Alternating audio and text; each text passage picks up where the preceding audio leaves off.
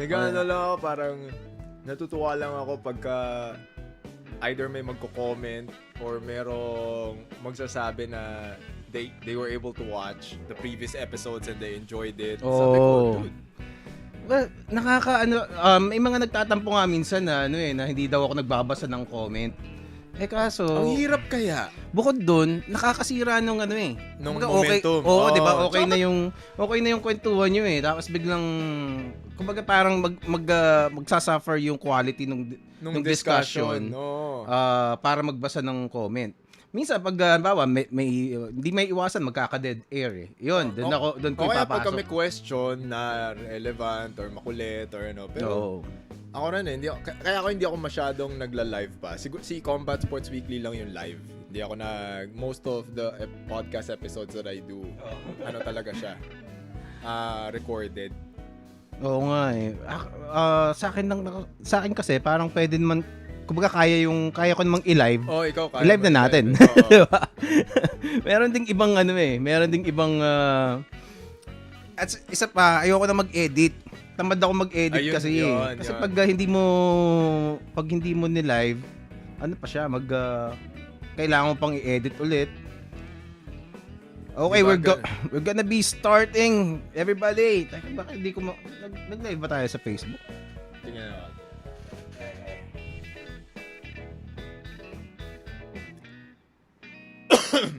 Almost there, guys. Wait lang. Bakit hindi ko mahanap? Labo nito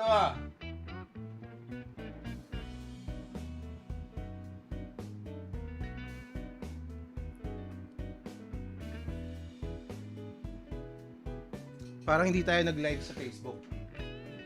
Teka. Let me just check it again. Pero okay naman.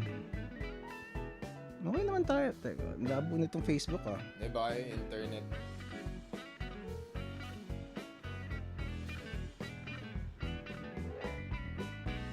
Okay na yata. Teka. Parang hindi siya ayun yung reminder pa lang Oo nga Hindi, 1 minute pa kasi. Labo nito. Teka. Baka dapat. Hindi, 1 minute to go So, baka mag-automatic siya sa Baka dito dapat. New goal. Ito kasi lumalabas Ito pa lang Baka magla-live na rin yan. Ito. Go, let's hit go live. Go live. Tama ba? Hindi pa. Di marunong no? Di ko kasi, first time ko kasing set ng schedule sa Facebook.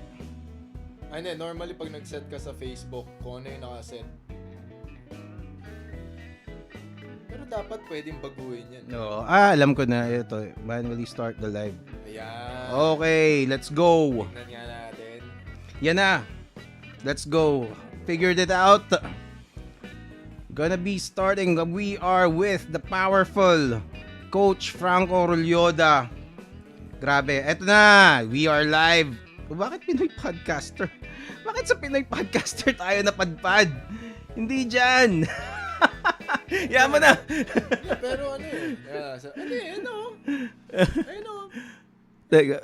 Oo nga. Diba? Nag-ano rin siya. Wait. Alright. Okay. What's up? Ano pala, parang, okay, gets ko na kung ano nangyari.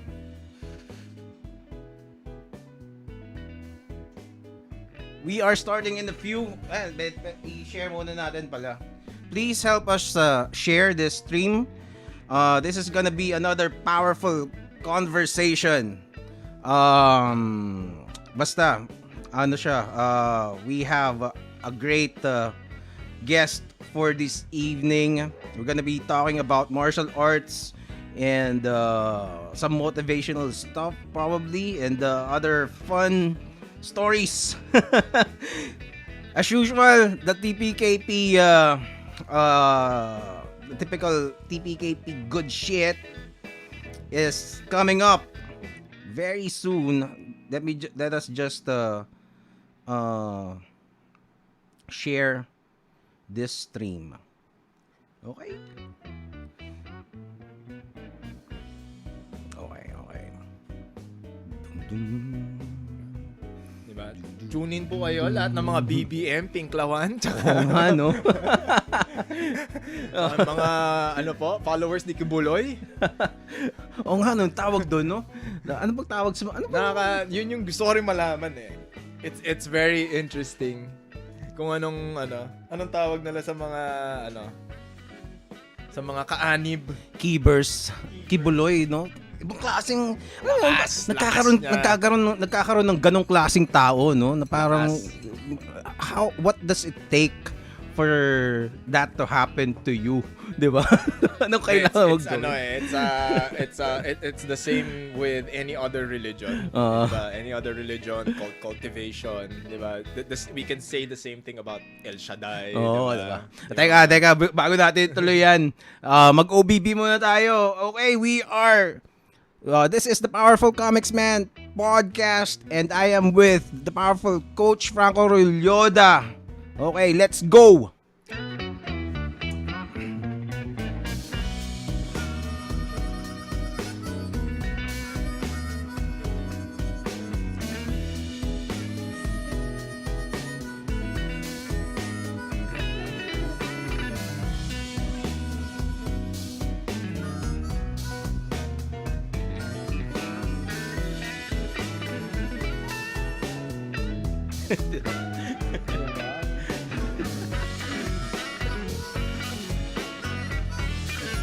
Dapat i-update ko na siguro to.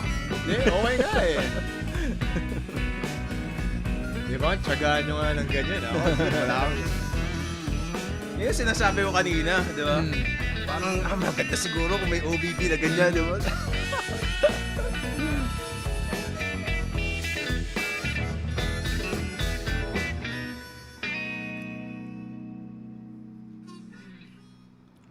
Welcome to the Powerful Komiksman Podcast. Okay, this is the Powerful Komiksman Podcast. This is Gerald Dorado.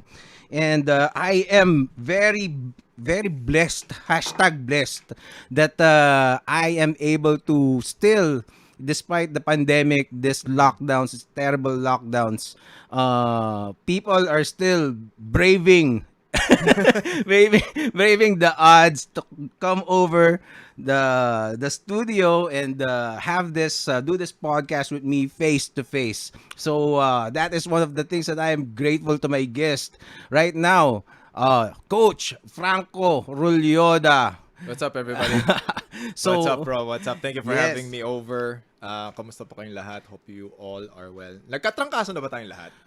Lahat meron na, no? Ako hindi ko pa alam eh. Diba? Pero ano siya? Ko, lahat meron na. So, ano na nga, i-assume na natin lahat meron na. So, ano na yan, tawag dito, everyone should get healthier, recover, diba? Make the body stronger, and please join us in our kwentuhan. Yeah. Well, that is one message that is kumbaga not given alam mo yun, tawag doon importance enough, 'di ba, na idiin sa mga tao, 'di ba? Aside from the vaccine, I have nothing against the vaccine, pero kumbaga yung your effort, your personal effort to make yourself healthy, kasi everything points na a healthy person is more likely to survive getting COVID. That's true. Diba? That's true. I think that's the most predominant na idea and the most predominant thing that people should do na hindi, I don't understand why. Like ako medyo tinotroll ko na nga minsan yung mga yan si DOH eh. Sabi ko, why are you not posting na sana mas maging healthy mga tao, 'di ba? This is like the perfect time to be healthy. 'Di ba? When some, 'di ba, when some virus is supposed to attack your internal system, 'di ba? Why not make the body stronger, diba? So that your body can fight it off. It's as simple as that, diba? Pero syempre, there are so many other complications, there are so many other details that we don't know. There's so much information, misinformation, disinformation that's being spread. But at the end of the day, if you break this down, diba? If your body is strong, it will fight it off. Diba? You have more than above 90% chances of fighting it off. So syempre, when you factor in comorbidities, when you factor in, what do you call this? When you factor in yung mga seniors, yung mga immunocompromised, yan, pasok mo sila. Ako rin, I have nothing against the vaccine. It has a place in the entire situation. Diba? It has a place there, definitely. Pero for the entire narrative to make it a unilateral decision, na parang this is the only solution, medyo weird yun. Kasi our bodies are unique beings eh. We're unique organisms. So, hindi, walang one size fits all. Yeah, and that goes to say, that goes without saying pala, that we are not experts, we're not doctors. No, we're morons here. We're morons. We're talking, definitely. We're talking shit, diba? We're diba? Just, but still, the data shows. It shows that, diba? So we can follow. Everybody is obsessed with the science of the medicine, the medicine side, and the vaccine itself. But nobody is paying attention enough to the other sciences like the data. Data is also science. Yep. Yung social science, ano ang implication, ano ang epekto nung pandemic, not the virus itself, not COVID, but the lockdowns. Anong implication nun? Social science is also science. That's diba? true. So, it's not just medicine science ang kailangan nating pagtuunan ng pansin. Yeah, I mean, ang tawag dito, I'm trying to understand as well, at what point did we reach na everyone suddenly saying, if you're not a doctor, you shouldn't be talking about this. I'm like, ulul, diba? Every human being has critical thinking. You are allowed, diba? You're allowed to be a critical thinker and to analyze data on your own kasi that makes your brain work, diba? So, actually, tsaka, ano siya no, parang, okay, wala na. So, ano na tayo? Binary beings na tayo ngayon. At ikaw, di ka pwede magsalita niyan. Ikaw, di ka pwede magsalita niyan. You have free speech except for this. Diba? Ang labo eh. Medyo nalabuan lang ako dun eh. Tapos people get ano yan to the point that you're saying, it's all brought about by fear. Yeah. Fear of the uncertainty. That's why you understand these things. Pero definitely, I echo your sentiments, especially sa social sciences. This is another thing na medyo tinotroll ko din yung ano na parang, okay, lahat kayo naglalabas ng ganyan numbers. Bakit? Why aren't you showing data of how many, the increase in mental health problems, the increase in depression rates, the increase of anxiety in people, the increase in alcohol consumption. Di ba? It's like, di ba? Ito yung mga part na nakita. Speaking of alcohol consumption. Ayan na. Ito po talaga yung dahilan kung ba't ako nagpunta dito. Okay. Diba? Dito to eh. Diba? So it's like, diba? All you have to do is go on YouTube, go like, kada may lockdown na announcement dati, naalala nyo ba yun? Sasabihin, tanong kagad ng mga tao, may liquor ban ba? Oh, diba? We've reached the point we're in. Diba? Priorities ng tao. Okay, magla-lockdown ulit tayo. May liquor ban po ba? Liquor ban. May liquor ban po ba? Inom. Liquor ban, inom. So yun yung ano, that's I mean, there are so many things that happened all throughout this entire ordeal. And ako naman, up to this point, we're approaching 3 years. We still don't know who spread this, who created this, who needs to pay for it. Don't we? Diba? Yun nga, diba? Parang, diba? Well, kasi pag may sakit ka, sasabihin mo, anong masakit pa yung tiyan ko? Anong kinain mo kahapon? Diba? Or ano bang kinain mo the past 24 hours? Wala tayong ganun. Diba? Pag sinabi, masakit yung tiyan mo, teka, meron ako isasaksak sa'yo. Wow. Yun na yun. Nandun na tayo sa point na yun diba? Kasi, it's and those are very difficult conversations to have. It's so unfortunate that we've reached a point as a society wherein it's you're either pro or anti, diba? You're when people say just trust the science. Whenever I have conversations with my friends or when people ask me, they always say, bro, just trust the science. Sabi ko, bro, ito yan you also have to question the science. You also have to test the science because that's what the scientific method is all about. Yes. Diba? So, ano lang yan, hopefully, things get better. People I mean, if there's one thing that I really, really like post all the time, there's no better time than now for people to realize how valuable their health is.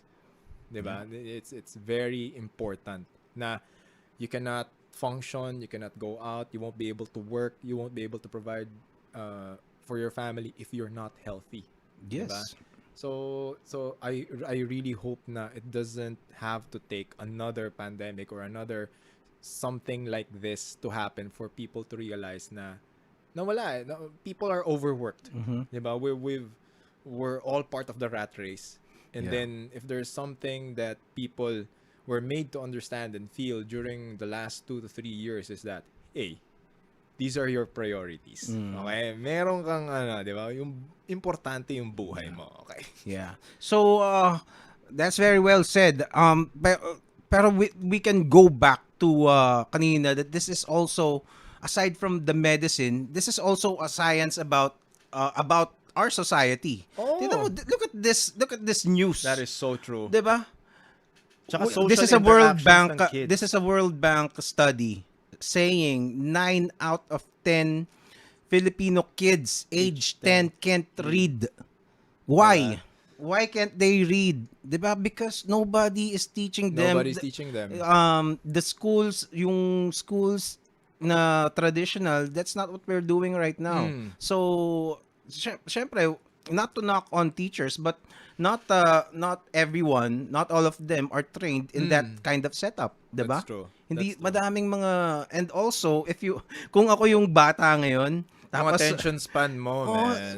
kasama ako doon sa kasama ako doon sa 9 na yan na hindi marunong magbasa. Diba? Parang okay, nasa Diba? screen. I mean, everybody had to pivot, everybody had to adjust. Pero let's also have, I mean, ako the way I see it, everything has a tipping point. Diba? Syempre ako, the way I understand human behavior and I look at people and societies and people throughout history, until anong point yung kailangang abutin bago magwala na yung mga tao. Yun yung nakakatakot. That's the scary part for me. Kasi, yan nga, people are talking about fatigue and people are uncertain, people are fearful, na parang, di ba? It only takes a group of people, or it only takes a very charismatic individual to create To a movement, capitalize to capitalize on on all of this. Oo, 'di ba? Diba? It could either be from the establishment or someone who's anti-establishment. I mean, all we have to do is look back in history kung sino ba yung mga key figures in society that suddenly took advantage of a position in order to gain mass support. Yeah. And the thing is, when you say that these lockdowns can easily, actually it's very easy to turn into tyranny. Parang sobra ka naman, 'di ba? Parang they're gonna roll their eyes without even realizing that just you complying na parang hindi ka makakalabas, hindi ka pwedeng bumili ng essential needs mo. That is actually, 'di ba? Ang ano pa dun kasi is when people have more time, diba? When people have more time, they will do a lot of things that are outside their spectrum. Then they will start looking, searching, reading, diba? Sabihin natin tamad ka magbasa, pero pag nakapanood ka ng videos ng kung ano-ano, diba? Ito lang yan eh. How do I put this? Ano lang siya eh. It will reach a point wherein when people start realizing and they start watching and they start listening to other people, you make them realize na uy, parang may mali. Yun lang yung problema dun eh. Uy, parang may mali. Diba? You remember the time that they said, saglit lang to. Ilang months lang to. Hindi, parang 15 days. 15 days to slow the spread. Naglang taon. Maya, sabihin nila, 2 shots, okay ka na. Kaya, kailangan mo ng booster every 6 months.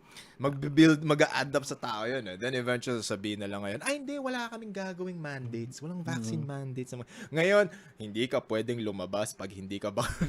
Hindi ka pwedeng umuwi sa pamilya mo. Diba? Sabi ko, sinisira ba nila ulo ng mga tao? Parang binibilog na lang... parang naglolokohan na tayo dito.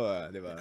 The thing is, parang unfortunately, there are people, and actually divided ng mga tao, na there are people who really think na na masama kang tao pag hindi ka na pag hindi ka sumunod dito, na tanga ka, diba? bobo ka. Ka. 'Di ba? Diba? It's na you're not part of the team. They're gonna brand you immediately as somebody who is an anti-vaxxer when in reality you're not complaining about the vaccine. You're just complaining about how it is implemented in, alam mo yun, and also the yung mga restrictions na nilalagay nila sa buhay mo. Sa totoo lang, minsan hindi na walang necessary. Sense, man. Walang sense, diba? Are we doing this really for public safety or are we doing this for compliance? Yes. I think and a huge factor into all of the implementation of all of these policies is we live in a country wherein there are exceptions. I think that's the main reason why a lot of people are hesitant or there's a lot of pushback. Kasi ang daming exceptions 'di ba? Parang okay, bawal yung ganito ganyan. Pero pag si ex-politician or si ex-powerful person or si ex-influential person ang gumawa, exempted sila, 'di ba? Parang you're not, 'di ba? Yun yung nakakainis. Yun yung nakakainis. And if you're an ordinary person or you're a honest to goodness tax-paying Filipino, you mess up once, you get thrown in jail. Yeah. Pero if you're meron kang pangalan, 'di ba?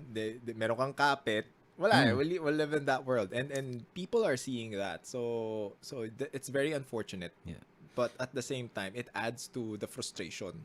'Di ba? Ang mga Pilipino, masunurin ng mga Pilipino. Actually, I mean parang sobrang diba, people always say na matigas ang ulo, pero I mean, it's a very, kasi ako rin dati, admittedly, I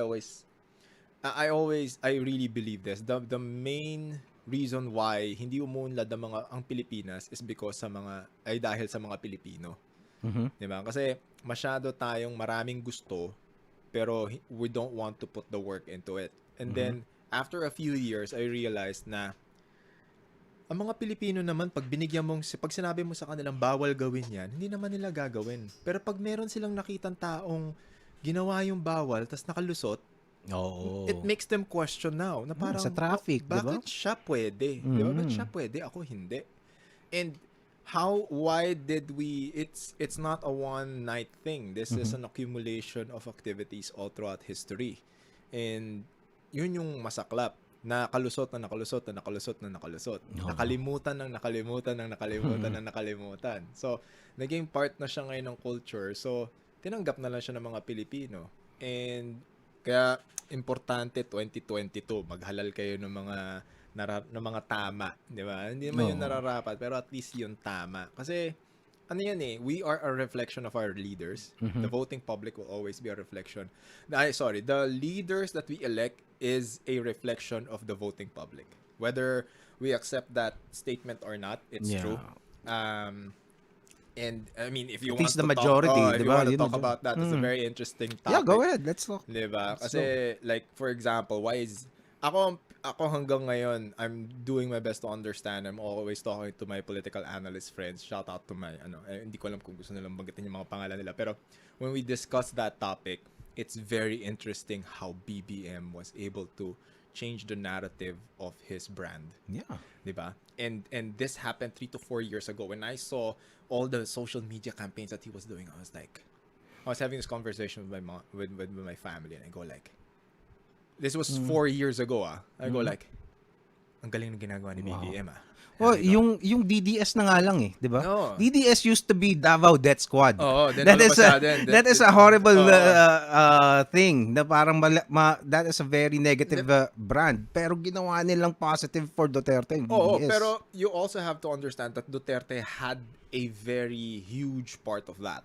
If you look into the history of Duterte from Davao down to his presidency, he was very consistent with his brand. He was the dirty Harry of politics. He was very crass. He was, diba? He don't give a shit. Diba? I don't give a shit. Diba? The persona gravitated towards the voting public. Now, contrary to what everyone may think, diba? You don't need to believe the shit that I'm saying here. Pero the huge a huge, or if not the majority of the voting public of the entire Philippines for the past several elections is in Class D and E. If you move Class D and E, you are going to win that election. There's no such thing as solid north. There's no such thing as a block vote. There's no such thing as a religious block vote. If you get the masses, you win the election. Kasi sila ang majority ng voting public natin. So Class D and E. Ngayon, whoever gets Class D and E has a very high chance of winning any type of election. Yun yung tinarget nila ng camp nila BBM. So, and this is not an overnight thing as well. This happened like 4 years ago. I go like, okay, he was doing this. Yung mga subtle jabs. Yung mga subtle na may ads na ganon. Subtle na biglang ganon. Tapos it was a multi-attack thing. As in, it started with his vlog. Then it started with several historians proclaiming this and this. And they were building him up. They were destroying the other camp. I mean, you don't have to believe me. You only have to look at several Facebook and YouTube channels as to what they were trying to do throughout the years. Nakaspread to. And I know this kasi trabaho ko siya eh. Yun yung corporate job ko eh. Ng human behavior ng mga trends and ano. So I'll go like, ang galing nito ah. Then I'm not sure if there were allegations na they also availed of the services ni Cambridge Analytica eh. So, may allegation, so we have to confirm that. On top of that, it doesn't help na Leni's PR team is doing a horrible job.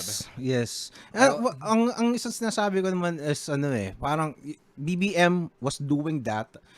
The team, let's say for lack of a better recognizable term, the team Dilawan they did not mold somebody who can run and has a very... Kasi alam na naman na lang nandyan si BBM eh. Alam na lang nandyan si Sara. Alam nila yan. Tapos wala silang build up to who can stand toe-to-toe with those strong candidates. To answer your question, the problem with the Liberal Party was that they were reactive. Iyon. Diba? Yes. Hindi sila...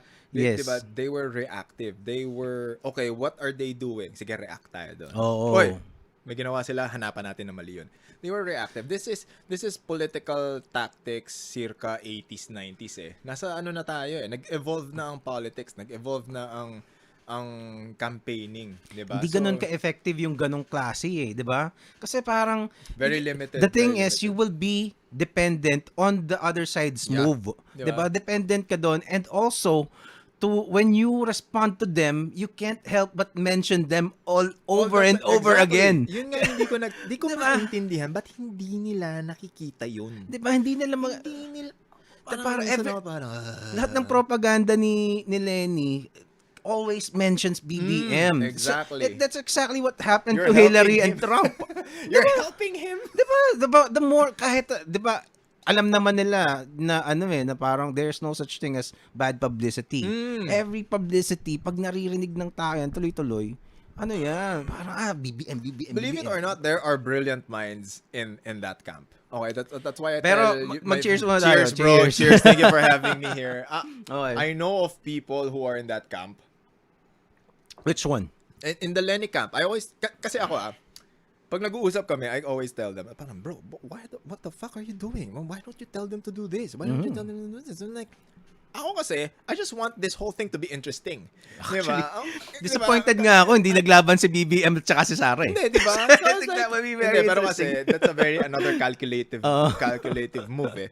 Diba? It's all about spreading votes eh. Yun din yung ng history ng Philippine elections eh. It's not really majority, quote-unquote majority na lang yan eh. It's how many votes can you get out of X number of candidates. Okay. Kasi merong mga tumatakbo pang lang yan eh, pang kalat lang ng boto. Oh. Diba? Pang divide lang yan. Si Lacson daw, ganun eh.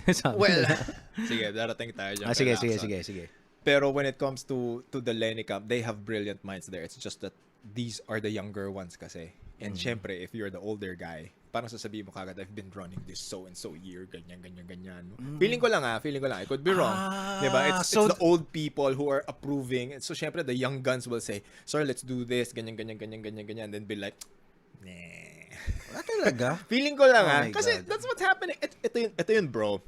That's such an old school move. make Leni do a Hadouken. Oo nga eh. Diba? What the fuck were you thinking? Diba? They spent more time doing damage control instead of mounting another campaign. Ang labo nun. And I saw some Lenny supporters making fun of yung kay Isko, yung rap Alam mo, video. that was a good move by the Isko camp. That was a really good move. That was a good video. That was a really good move. Pinagtatawanan nila yun. Sa parang, ano ba yan? Hindi kayo sa dude, ang lakas ng hip-hop community. Ang lakas ng hip-hop community sa Pilipinas. Pag yun nakuha nila, grabe yun. Tsaka ang pangit lang, medyo OA lang yung makeup ni Isko. Sana hindi na lang nila minakapan di ba? Kasi, alam mo, that was a really good move. If there's one thing that tsaka ito yun. Prior to Christmas, this is just so sabihin natin quote and quote, wala pa tayo sa campaign period, quote and quote campaign period. BBM had a really good run, all those caravans, all the pero eventually the good outcome of the Omicron and the flu season and the Christmas break was tumigil yung momentum nun. So now this is the perfect opportunity for all camps to actually mount their campaigns or strategize kasi natigil mo na yung momentum nun eh. So medyo equal playing field kayo ngayon, 'di ba? So kanya-kanyang mount kayo ng campaigns ngayon. For example, the whole Hadouken thing, it reached overseas. It's so bad. And yun yung isang yun yung parang unself-aware part na na pinagtatawanan mo yung kay Isko. Okay, maybe it's not the best, it's not the perfect campaign, pero if you're gonna compare to what you're doing, diba parang what the fuck? When I saw that campaign ni Isko, sabi ko, holy shit, he just made this whole thing interesting. Yeah, diba? Actually. Diba? Ang galing. Ang galing. So for everyone who's gonna watch and listen to this right now, you can put everything on the comment section. Number one, maganda yung sinabi ni Mr. Komiksman here na you got the hip-hop community. The hip-hop community is huge. Yes. Diba? The hip-hop community is huge, diba? Next, you got a very good hip-hop artist to do the song and the video. Next, yung subliminal messaging nung video, diba? It encompasses all walks of life, and then you just showed Isko do so many things that is normal for everyday Filipinos, diba? And he did not say a word, not much. Diba? Meron parang hirit-hirit lang, diba? He's not, hindi siya nagsasabi na you can clip out and shoot down. Diba? Parang he was just there. Wala siyang slogan. Diba? Wala slogan. Talagang lakad lang tayo. Nandun, diba? Naglalakad, tapos fishball, tapos kumakain ng I think it's well brilliant. Executed. Diba? Well executed. It's a great ad. Ang maganda rin kasi, si Isko kasi, he walks the walk eh. Yes. Yun yung problema. That poses a really huge problem for the other candidates and whoever's gonna go up against him. Diba? Pag sinabi niya kasi, I mean, siya rin. Like, years ago pa lang, nagvo-vlog siya, sabi niya, hindi, alam ko to.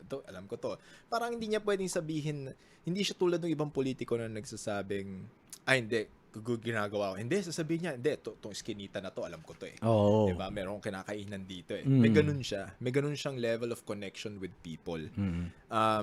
So if BBM's approach was creating a persona of hope, of magic, 'di ba? May superhero na imagery si BBM, si Isko naman. Hindi, I'm one of you guys. Diba? Now, let's hop on to the other point. Ako kasi the way I see all of this panning out, if we're talking about again, this is just my opinion na. If we're talking about qualifications, kung qualifications lang din talaga, ang pinaka-qualified lang sa lahat ng 'yan is Ping and Isko. Actually, yeah. Diba? Ping and Isko. Why Isko? Isko is the mayor of Manila. The political and the political hindi pala political, sorry. The government structure of Manila is almost the same as the national government. Yeah. Because Manila used to be the seat of power. So, and it's the capital of the Philippines. So, and it's been proven that people who were public servants in the local government units performed well in national positions. So that's what Isko has on his side, diba? He's been the mayor of Manila and he's a leader, diba? Now, when you came from nothing, di ba? Hindi, tsaka yung, I mean, that's ano na parang pang-market mo na sa kanya yan Pero yung trabaho na ginawa niya, di ba? No, I meant he went from nagsimula siya as konsehal, parang diba, he went up the ladder, yes, diba? Exactly, very 100%. Then when you hop over to Ping has been a consistent public servant / politician, like for the vast majority of my adult life. He's been police si Ping Lacson, diba? So police, PNP chief, then senador, diba? So if he becomes part of the executive branch of the government, he also knows how the legislative branch of government works. Yeah. So and he's partnered with Soto, and diba? he's partnered with Soto, and ito lang yun when it comes to, yun lang din yung problema, ang nakikita kong problema kay Ping is metrics. Wala siyang numbers. Wala talaga. Pero that will eventually change if they do their strategies right. Kasi at the end of the day, when you look at credentials, when you look at consistency, when you look at like leadership in politics, malakas check mark lahat yan kay Ping. 'Di ba? So PNP chief, good job. Senado, good job. Trivia about Ping. I'm not endorsing Ping, Wala pa akong napipili Pero he's the only one of the few senators na nagsoli ng PEDAF, yung pork barrel. Talaga? Siya lang. Siya and Joker Arroyo. As far as I know, I mean, I could be wrong. Pero as far as I know, it was Ping and Joker Arroyo na hindi tumatanggap ng PEDAF or ng pork barrel. So, ano yan? Check nyo na lang yan later on. Pero, another one that I like about Ping is, you remember the time na ito, he also had this 200 million a year PDAF allocations returned to the National Treasury. Oh, 'di ba? So, another 'di ba? Yan yung mga, these are the small things na he could have blown that up. He could have posted on social media, run Facebook ads and said, "Oy, tingnan niyo kung anong ginagawa ko," 'di ba? He could have done that. Another thing that I really liked Ping was nung nag-hearing about the CPP, NPA, NDF, so it was the former cadres, and then on the other side were the congressmen or yung mga part ng House of Representatives, yung mga anak bayan ba yun? Basta yung Makabayan block, sorry. So that was a very, very tense situation. Siyempre, kasi former cadres ng NCPP, NPA, NDF, sasabihin nila, ikaw Colmenares, ikaw that woman, that girl na diba?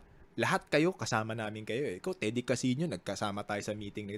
That's a very volatile, tense situation. And di ko alam kung ikaw yung senador, parang gusto mong i-preside to? Gusto mong hawakan to? Siyempre lang hindi.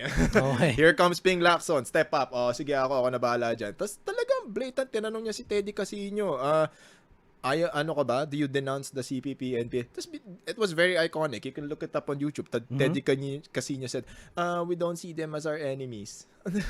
So yung mukha ni Ping Lacson parang, I don't understand, why are you saying that? Well, because they're, people are gonna say red tagging, pero ang labo nun kasi... Yun din. There's no such thing as red tagging. It's a coined up word. Ang malabo sa red tagging kasi, alam mo, I would say masama ang red tagging kung hindi ka NPA o kaya hindi ka naman komunista, sinasabing komunista ka. Pero kung komunista ka, tapos sinabing komunista ka, hindi red tagging yun. Totoo. Diba? Here's labo the thing yun yun din, another point of clarification. I try to, kasi nga, there's no such thing as red tagging. The word red tagging was coined up by the other side. Diba? Yung mga red tag, yung mga aktivista, sila lang nag-coin nun. There's no such thing as red tagging sa batas natin. Diba? Kinoin up lang nila yun para magkaroon sila ng simpatya. Ang ano dyan kasi is there's nothing wrong with criticizing the government. It's your job. It's our job as taxpayers to criticize the government. Pero, I mean, these are career critics Diba? Tignan mo tong, I mean, again, you can verify all of this over the internet. Lahat ng administrasyon, tinitira nitong mga taong to. Wala nang ginawang tama. So, ewan ko na lang. Tsaka, it's, when you ask them, they always say, again, it's a very reactive thing. They're not giving solutions. Yun yung medyo ko sa kanila, parang lahat kayo sinasabi nyo, mali yung gobyerno. Mali. Yeah. bakit wala kayong binibigay na solusyon? Diba? Okay. So, to anyone na who's on the other side, diba, you are welcome to come here and say the solutions that you are, diba? Ako, whenever I converse with anybody, whether on my podcast or personal conversations, I always ask them, okay, that's your point. So what is the solution? Diba? Why don't we look for a solution here? Diba? What's the common ground here? What can we do? More often than not, when you ask them that question, they don't have an answer. It's always, hindi, dapat itigil yan. Dun mo rin makikita na a lot of Filipinos don't know how, ano yung kalakaran sa gobyerno? Government processes, government na galawan, or yung mga procedure na lang. Galawan is very sad. Parang ang sama pakinggan. Pero yung procedure, ma-frustrate ka nga minsan. Same with the COVID lockdowns, di ba? Parang basta hindi dapat magpa-vaccine ka, di ba? Yun lang ang paraan, di ba? It's kumbaga reactive, like you said. It's very reactive. And also, I would like to add, diba, you can believe anything you want. If you believe that the communist ideology would work, you are free to believe so, 'di ba? Personally, parang pero ang problema it's never gonna work. Yes, I also believe that. Pero China if you tried it, North Korea tried it, never worked. Russia tried it, But my point is, if a person, kumbaga, you are allowed to believe in anything. You are allowed to believe that the earth is flat. Yeah. 'Di ba? You are allowed to believe in aliens and ghosts, whatever. Pero the thing is, if you're gonna escalate it into, alam mo yun, armed combat, doon magkakaroon ng problema. Yun ang magiging problema. That's where people and the government would step in to, hindi pwede yan. Diba? Pero just believing the ideology, diba? It's very valid. You can believe whatever it's not against the law to believe in communism, in socialism, in Marxism.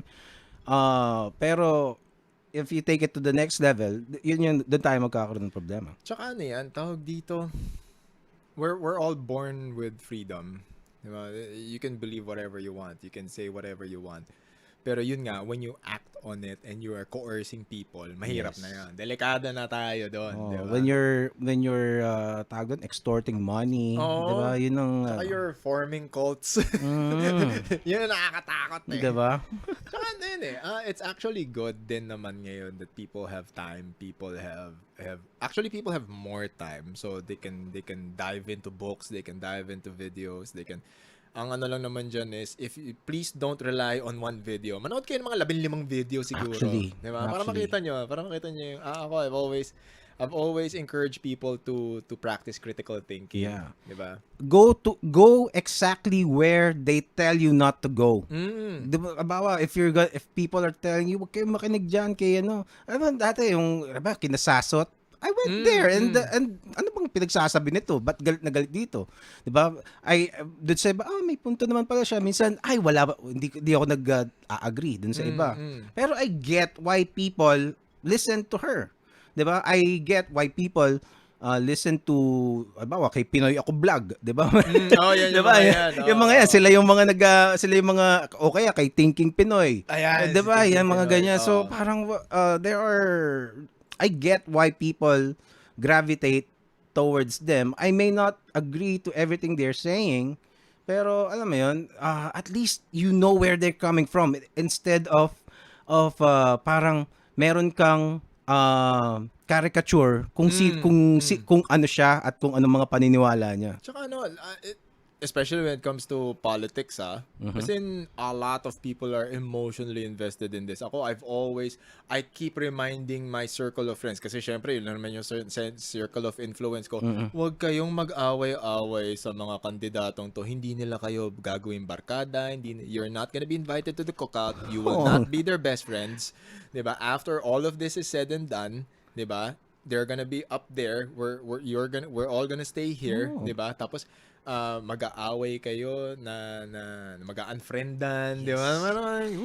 At the end of the day, let's all be entertained. At the end of the day, we're all useful idiots to them. Oo, di ba? Diba? Useful idiots. Parang, okay. Sige. Kaya ako, I love it when I post something about politics and I share it, and there will be discussions. There is one post na ito yun tinira ko lahat. Oo. Tinira ko lahat. As in, lahat Yung mga Leni supporters talaga, hindi ko rin alam. Sabi ko, bigla na lang, yung ano ko, tawag dito, yung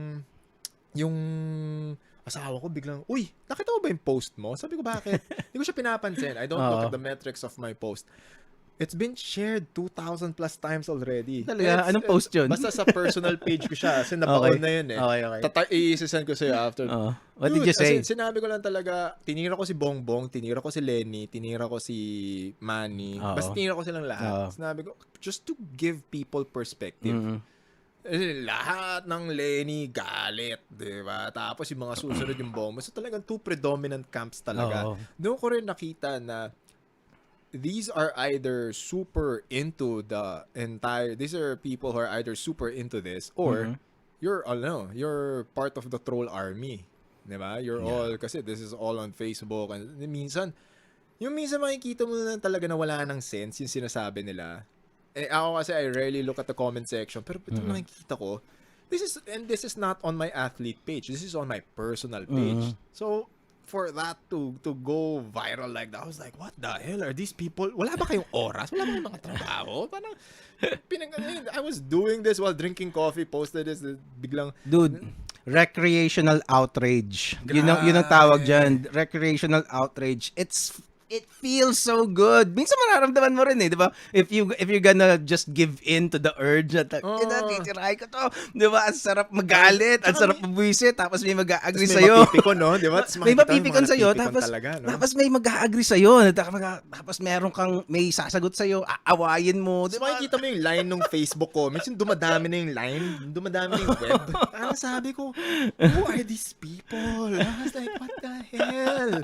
Anong meron? I was like, and I was like, tinira ko silang lahat. Why are you all getting messed up by one or two candidates? Hindi ba na, parang inisip ko tuloy, yung mga nagjo-joke pa nga ako sa comments, sabi ko, yung mga bata ni Ping dyan, ni Manny, ba't wala pang nagko-comment dito? Where you guys at? Diba? Kaya matatal. And ano talaga, that's where when people ask me about my reaction towards certain things like that, I go like, bro, I don't really give a shit kasi I live in the real world. Yeah. If there's one thing I learned about martial arts and fighting, and it's like we deal with reality on a daily basis. Na this is nothing. This is I mean it doesn't resolve, or it doesn't I'm not denying the fact that a lot of people are emotionally and mentally invested in their social media lives, pero yun nga, that's why I encourage training martial arts and doing martial arts or doing any type of fitness or exercise regimen, kasi it takes you out of that reality and brings you back to the real world. Or hindi nga alternate reality yun diba? Digital presence mo lang yun and brings you back to the real world. Real endorphins. Hindi yung real parang endorphins. Hindi yung endorphin na nakukuha mo na walang yung social validation. Diba? Hindi ganoon. Kasi when you work out, although I'm lacking of it right now, pero you gonna feel ibang effect. Ibang effect ng natural endorphins, natural high, ibang effect ng when you sweat out the stress, when you sweat out the toxins, it's a totally different experience. It gives you physical well-being, it gives you mental clarity. The main reason why, ako lang, and I could be wrong, the main reason why I don't see a lot of people doing it is because of the struggle. It's hard Yeah. It's hard, and people don't like hard because they say na life is already hard as it is. I don't need another activity that's gonna make my life harder. Yeah. Pero you also have to realize that this is the part where I say, if you can deal with this level of quote-unquote hardship, life gets easier. Yeah. And the only way for you to understand what I'm saying is for you to actually try it out and make it part of your routine. Yeah.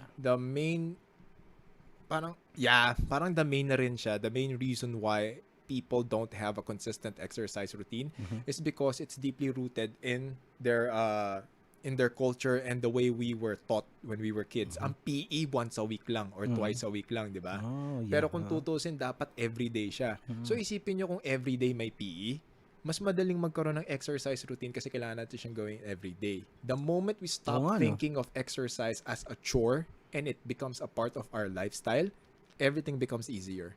Kasi it's part of your routine na. I can't imagine myself not training or exercising for like X number of days during the week. Kailangan siya hinahanap siya ng katawan ko. If I don't do it, I get antsy. I get pissed off easily. Tsaka, kaya rin siguro sobrang patient ko or wala na rin siguro akong pakialam sa reaction ng ibang tao. Kasi pag masyado ka ng pagod, wala ka ng oras mag-isip ng masasamang bagay or wala ka ng oras mag-isip na parang, wala, dead na. Sige, bahala ka na dyan. Well, also, di ba, parang everybody should experience getting punched in the face at least once. Diba? I totally agree with that 100%. We are living in a society wherein people can just talk shit and get away with it. Why? Because you're in front of a screen.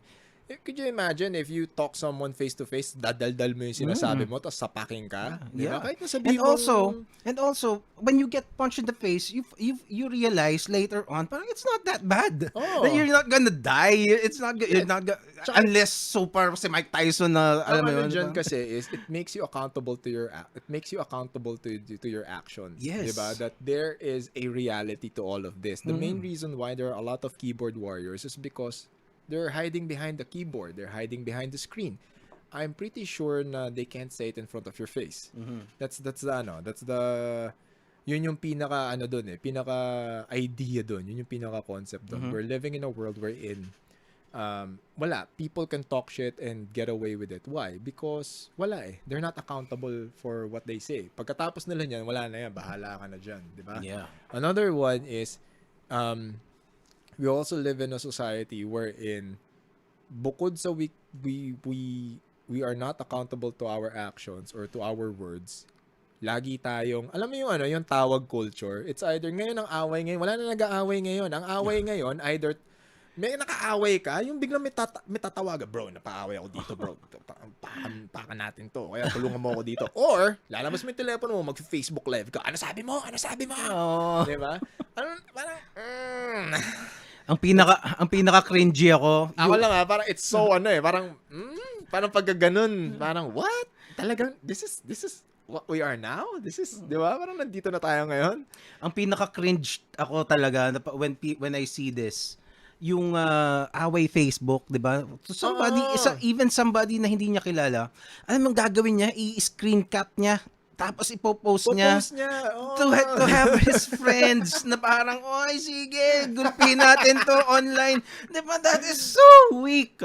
So weak. So, ang sobrang supot nung ganong mga galawan. Diba? It's like, what?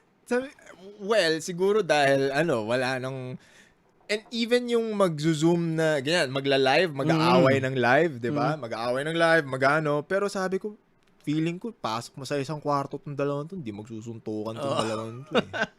Parang walang dyan eh. Hindi. And another thing, ito yun people actually think that they can fight until they get into an actual fight.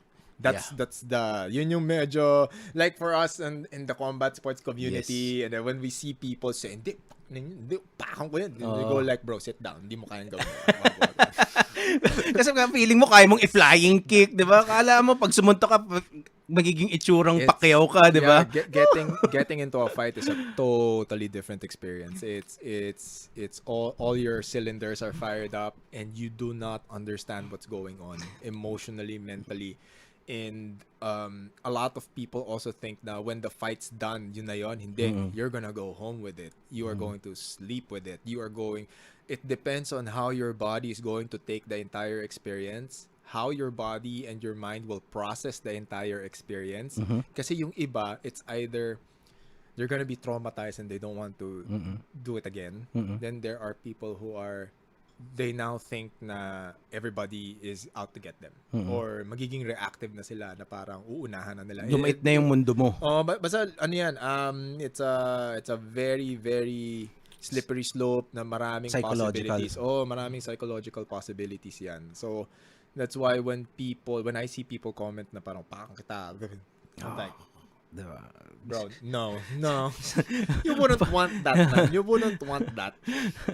Please, wag. Kaya ako, when I say people, paano pag napaaway tayo, sabi ko, bro, the number one thing we do is we run. Okay, we run away. Okay, we go home alive. Sabi ko, we go home alive. Lahat ng self-defense seminars na ginawa ko, I always say, the number one thing to do in any compromising position or any type of confrontation is to go home. That's it. Walang matatama ng konting ego mo na parang parang I didn't stand up for ganyan. Hindi. You got home safe. You're home alive. That's the most important thing. Diba? That's the most important thing. Hindi mo kailangan yun yung lagi ko ina-explain. Kasi I'm not saying all, pero marami kasi nagtuturo ng self-defense na gusto nilang gawing action stars yung mga tsaka nagpapakitang gila sila. Syempre, yun yung gig nila. Pero the main purpose or the main intent of any martial arts training or self-defense training is for you to get home alive. Yes. For you to get home safe. Yun. Okay? Walang mawawala sa iyo if you walk out of a fight. Kaya ako, ngayon, syempre, I've had my share of stupidity and bad decisions. Kaya rin siguro I could impart so many things kasi nga, wala I made those mistakes. And I always tell people, it's not worth it. Diba? It's not worth it. Kaya ngayon, pag sinabi, hindi, bakla ka pala. I'm like, bakla ako. Pero at least uwi ako. Diba? Pero the moment they start invading your space and start touching you or start wala na, game on na tayo, di ba? Pasansyahan na tayo dito. Well, okay, just to preface this conversation, we are talking to one of the deadliest. Hindi kasi one of the most accomplished combat sports athlete in the Philippines here. You are let's go to your background in martial arts. Okay. Kasi si Champ dumaan si Chris Hoffman. Oy! Hindi ko alam kung nandyan pa, pero parang he was asking if he missed the fighting part already. Wala pa. We're getting into the fighting part. Yeah, so let's get to know the athlete that is Franco. I am a martial artist and I've trained in several martial arts. And then, naging martial arts nut ako I enjoyed doing it. Then I concentrated on boxing, Muay Thai, kickboxing, wrestling, jiu-jitsu. So mostly the pillars of MMA. I specialized in that. So I am very fortunate and I'm very, very lucky and thankful all the time that I ended up in the team that I am in. I am part of DefTac Philippines. So that's Defense and Tactics Center Philippines. I am under Alvin Aguilar. And I'm one of his black belts.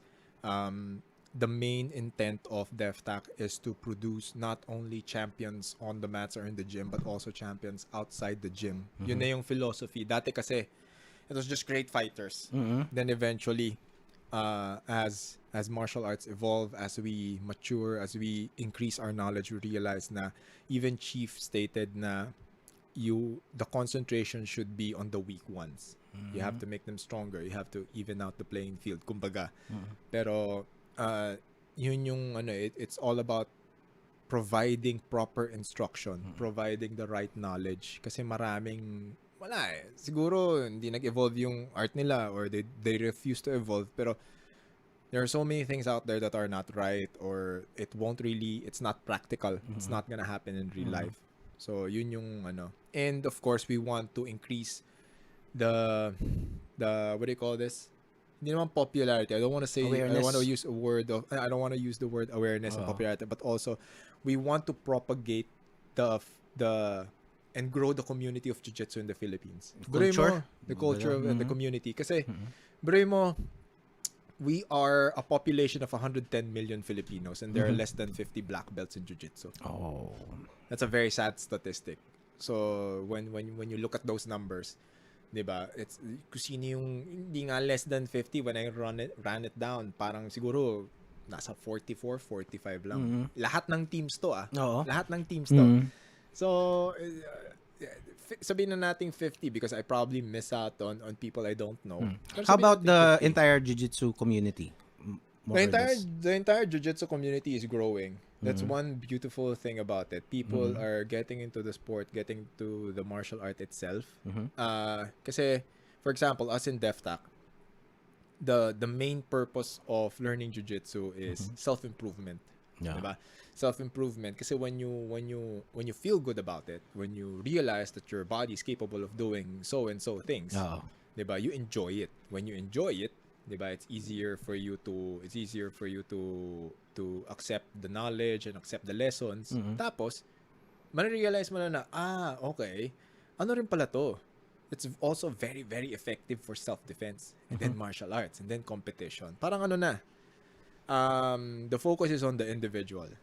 And diba? Parang it's aside from the physical aspect, I think there is a huge mental it's not just the physical, it's the mental and the emotional and psychological effect diba? towards the practitioner. Kasi believe it or not, a lot of the things, because jiu-jitsu in general is human chess. It's problem solving at the highest level, or probably at one of the highest levels. With dire consequences. If you fail. So, diba? Ngayon, if you can solve this problem, you can adapt the same ideology or the same process in your daily lives.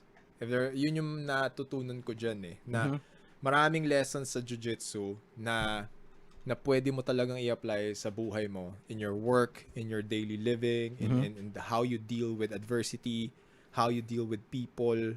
Malaking impact siya. Malaking impact. And then, syempre, I graduated from just being a student. I started thinking, okay, baka pwede ako mag-compete dito. Tapos, it was a huge encouraging environment. As in, si DefTac, siya, highly competitive alpha male people to mga to.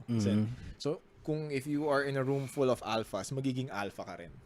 Pag naging alpha ka, then you start, okay, baka pwede ako mag-compete. Then lahat sila, compete ka, tara, compete tayo lahat. And it's very, wala siyang pilitan Yeah. Walang namimilit. Pero ikaw kasi, lahat sila magko-compete. Sali rin ako. Di ba? May iwan ka di ba? Pupunta sila sa pupunta sila sa Japan, di ba? Pag hindi ko kasama, hassle. It's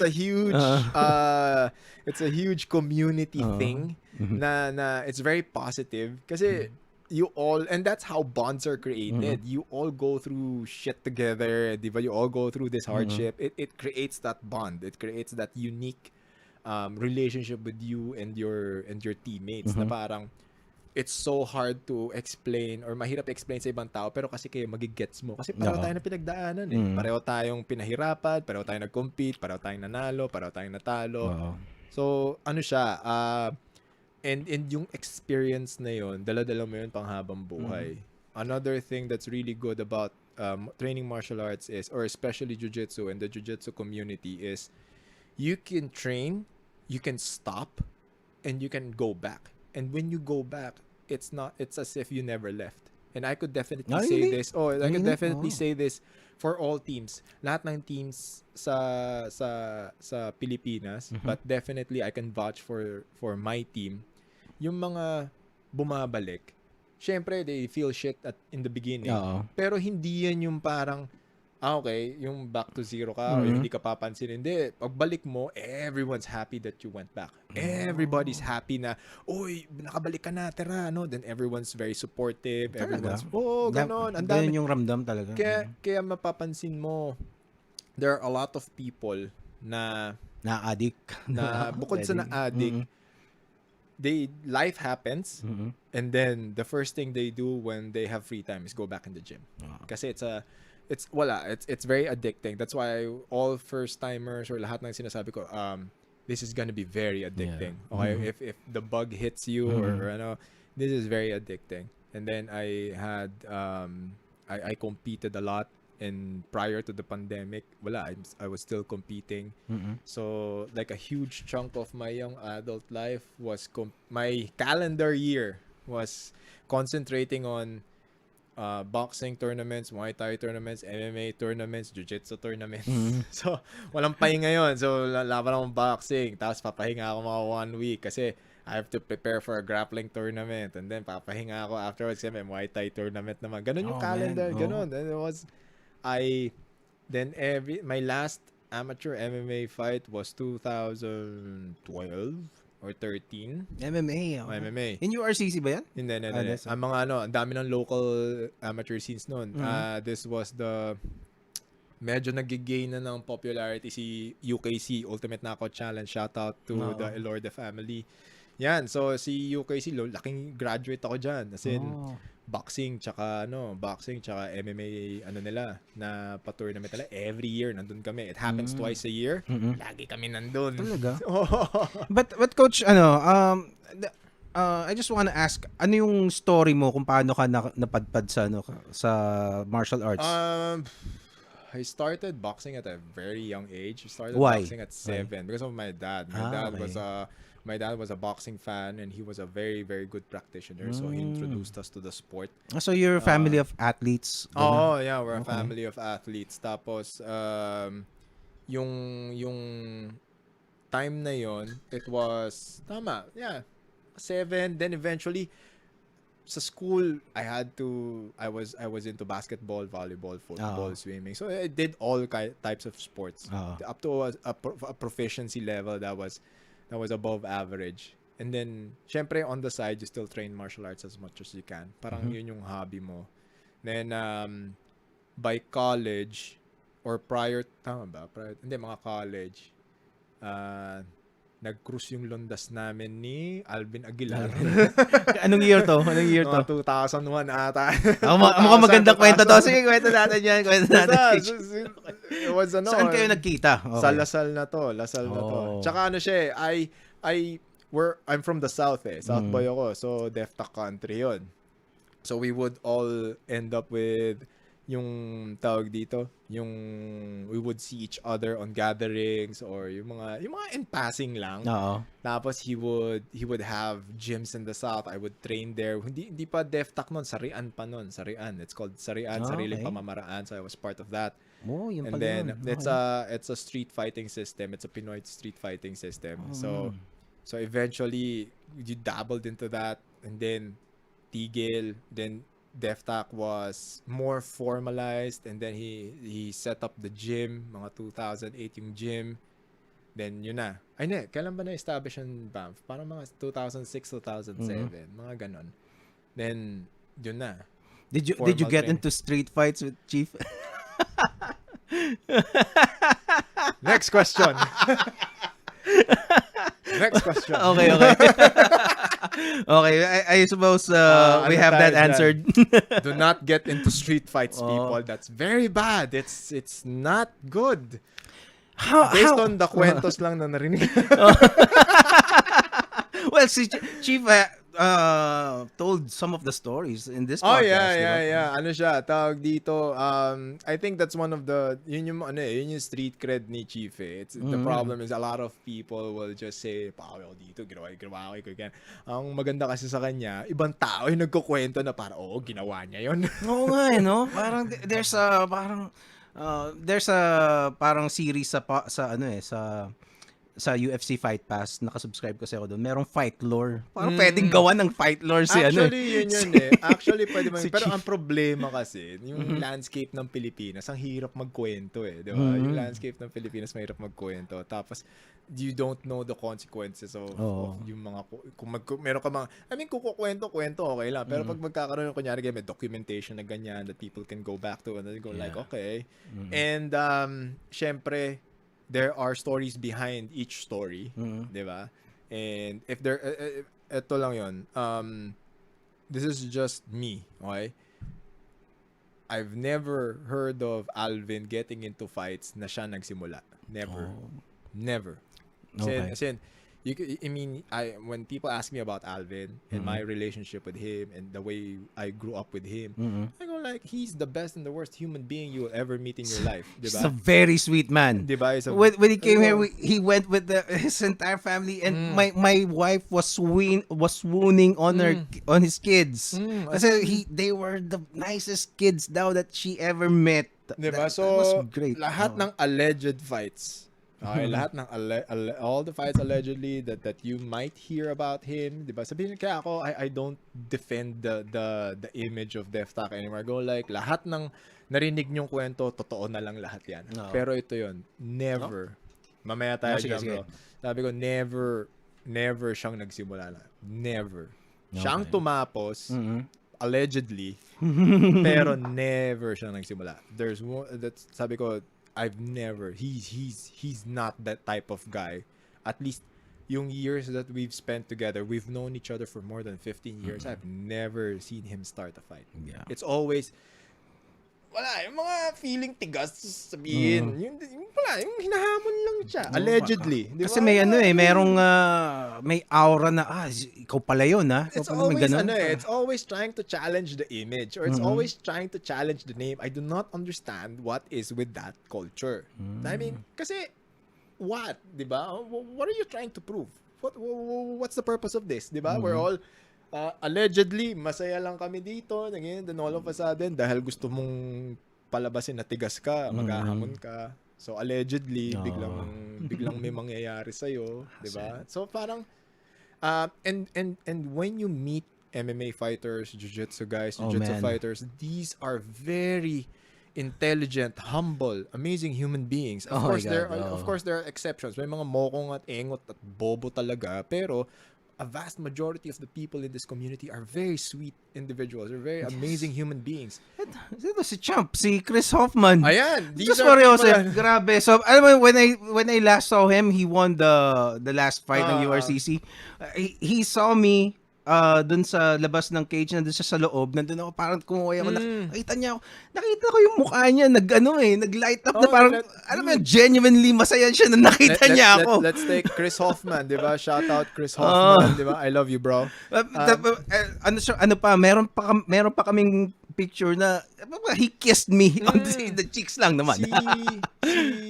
Si Hoffman, di ba? He's a very, he's the guy that knocks out people. Yes. He's knocked me out. Really? On sparring. So, sinapak niya ako, boom, tulog ako. Tapos sinapak niya ako, uli nagising ako, sabi ko. Okay. Talagang, pag ganun ko, sabi ko dun sa boxing coach, nakatulog ako nun. Sabi niya, nakatulog ka, pero sinapakan niya uli, nagising ka eh. Sabi ko, tama. Sabi ko. So this guy, I've never seen anybody work as hard as this guy. Really? Chris, especially when he was going after for tournaments or preparing for a fight. When you tell him to do this, he will do this. No questions asked. You'll see him get tired. You'll see him get frustrated, but he will finish everything. One of the best experiences of my life is imparting and sharing my knowledge to Chris Hoffman, and for to see him win one belt, and then afterwards, what's our next move? He said, "I want another belt." Sabi ko, okay, let's work on getting another belt, and he's one of the perfect examples of setting goals and actually making it happen. And how did he do it? Wala, hard work, pure work ethic, hard work. A lot of people have this notion that I want to set goals, but when the going gets tough, they stop and they just blame life. Hindi, ito wala. Talagang this guy has work, has a family, pero wants to be an MMA champion. He was able to do it. And when I saw that dedication, and I saw that we had an MMA camp, parang kami yan. Professor Richard Lasprilla is a very pivotal person in terms of getting everyone together and managing egos and making sure that he scolds us. As in, he's the pillar of that MMA training program. Syempre nandiyan si Chief, pero Chief has so many things on the table already. So when Professor Richard Lasprilla just took over, we were all in line. So we were all, when he says, today this is what we're gonna do, this is what we're gonna do, this is what we're gonna do, and then I help him out, and then I add what I know, and then we work on these things. And Hoffman was able to get 2 belts with very limited training partners. One of those training partners is Champ. People don't know, Champ can throw, Who's Champ? Si Champ Louis Pio. Sino? Si Champ Louis Pio ng Hale. Okay. That guy can fight. That guy can fight. As in, one of the camps ni Hoffman, lagi siya nandun. As in, sabi niya, gusto ko na sumama, wala akong gusto mag-fight. Eventually, got into it. It was really good. Really? Really good. So, I was like, okay, parang, at least, tayo dyan. Talagang kayang you can carry yourself outside. And he felt good doing the training. It was good for his body. It was good for his mind. And there was no fanfare. Parang wala siya. He didn't really post anything about it. Pero yun nga, he was excuse me, pag may training, nandun siya. Tapos walang complaints. Walang complaints when he was doing it like everyone else. Another one is ako rin naman kasi I when people ask me or message me na they want to join my class or attend training, I go like, bro, you don't want to. I mean, I impart as much as I can on social media kasi nga I want the audience to learn kasi nga syempre limited lang din yung oras ko. So I'm just giving everything out for free. Pero yun nga, when it comes to training, it's my time. I'm very strict with it. And I want to make sure that it's worth your time. So, when it comes to the gym, wala ako. Like kung disclaimer, mumurahin kita, sisirahin ko yung pagkatao mo. Pero, pagagalingin kita. So, come at your own risk na yan. Diba? So far, I'm very thankful na the students that I trained with and very fortunate to share my knowledge with has been, I mean, I've helped them achieve what they wanted to achieve. And whatever I teach naman kasi is not just me. I just add on to what it is that I learned from Alvin Aguilar, Pichon Garcia. Diba? These are amazing human beings who started the movement. Diba? They started with nothing. They created this program. They kept improving it. So ngayon it's my job to add additional knowledge and then share it to the growing community. Ganun siya. So, and also when I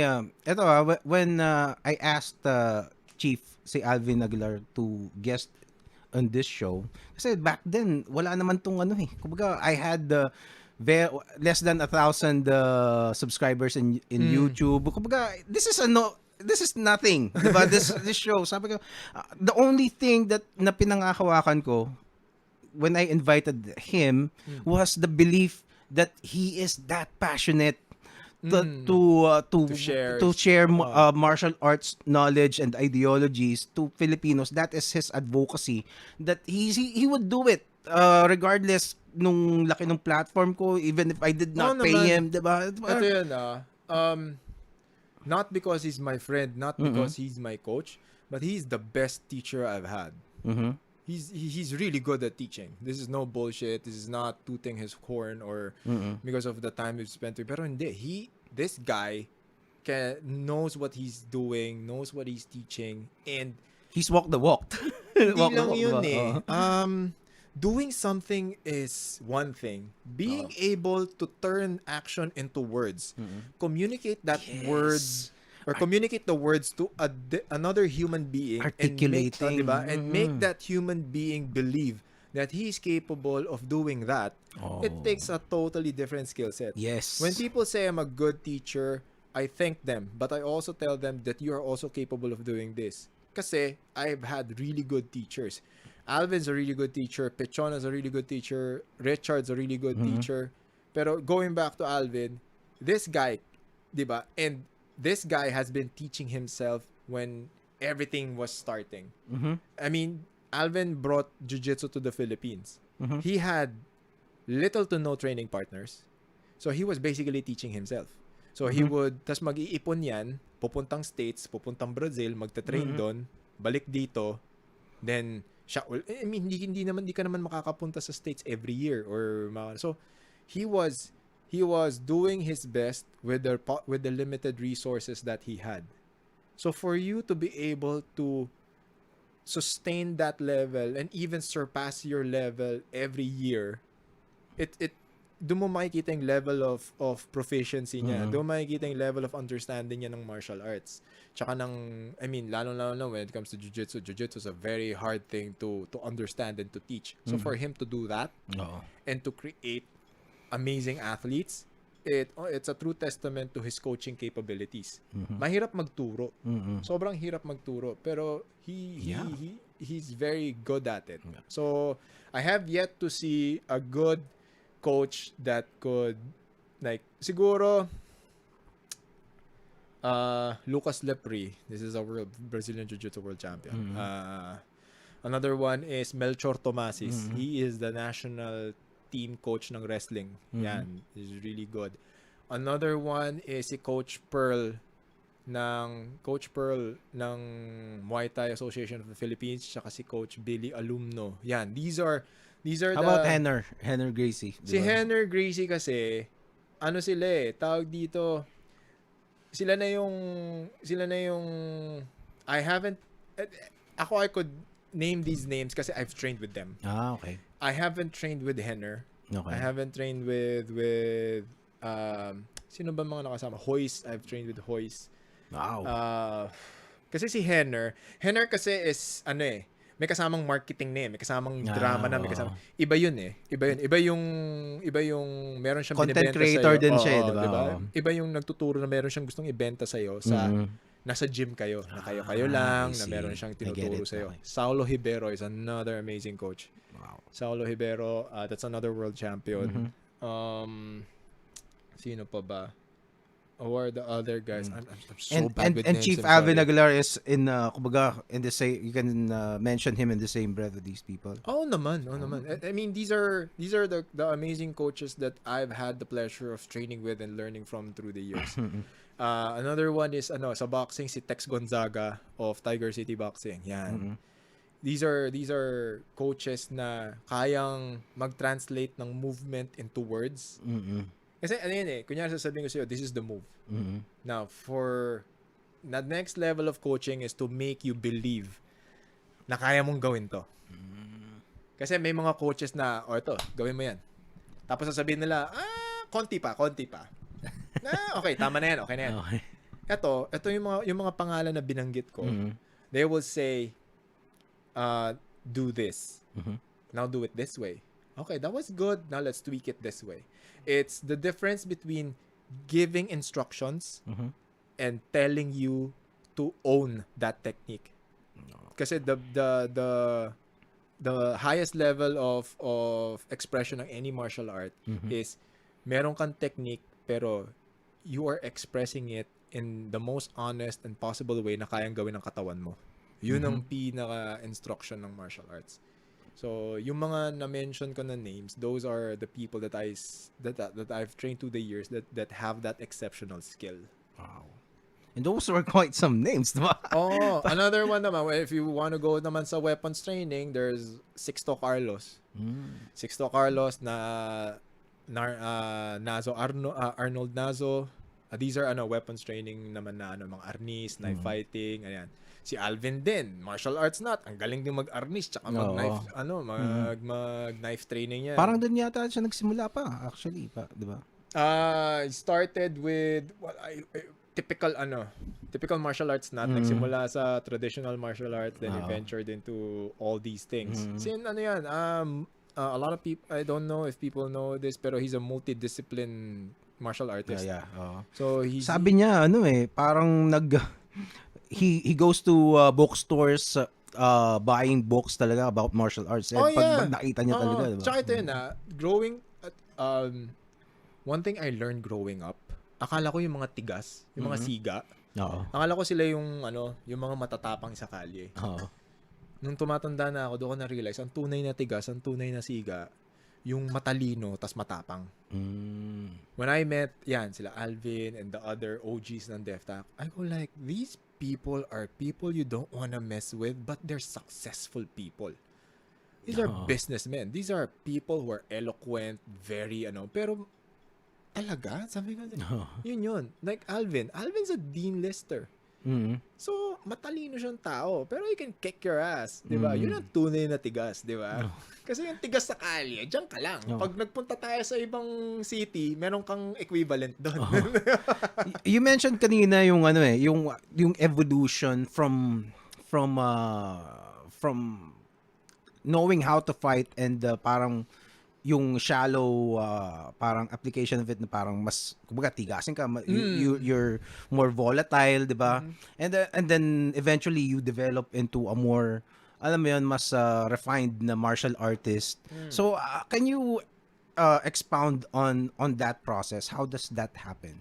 And then syempre it goes with the years. It happens with years of experience and years of trial and error.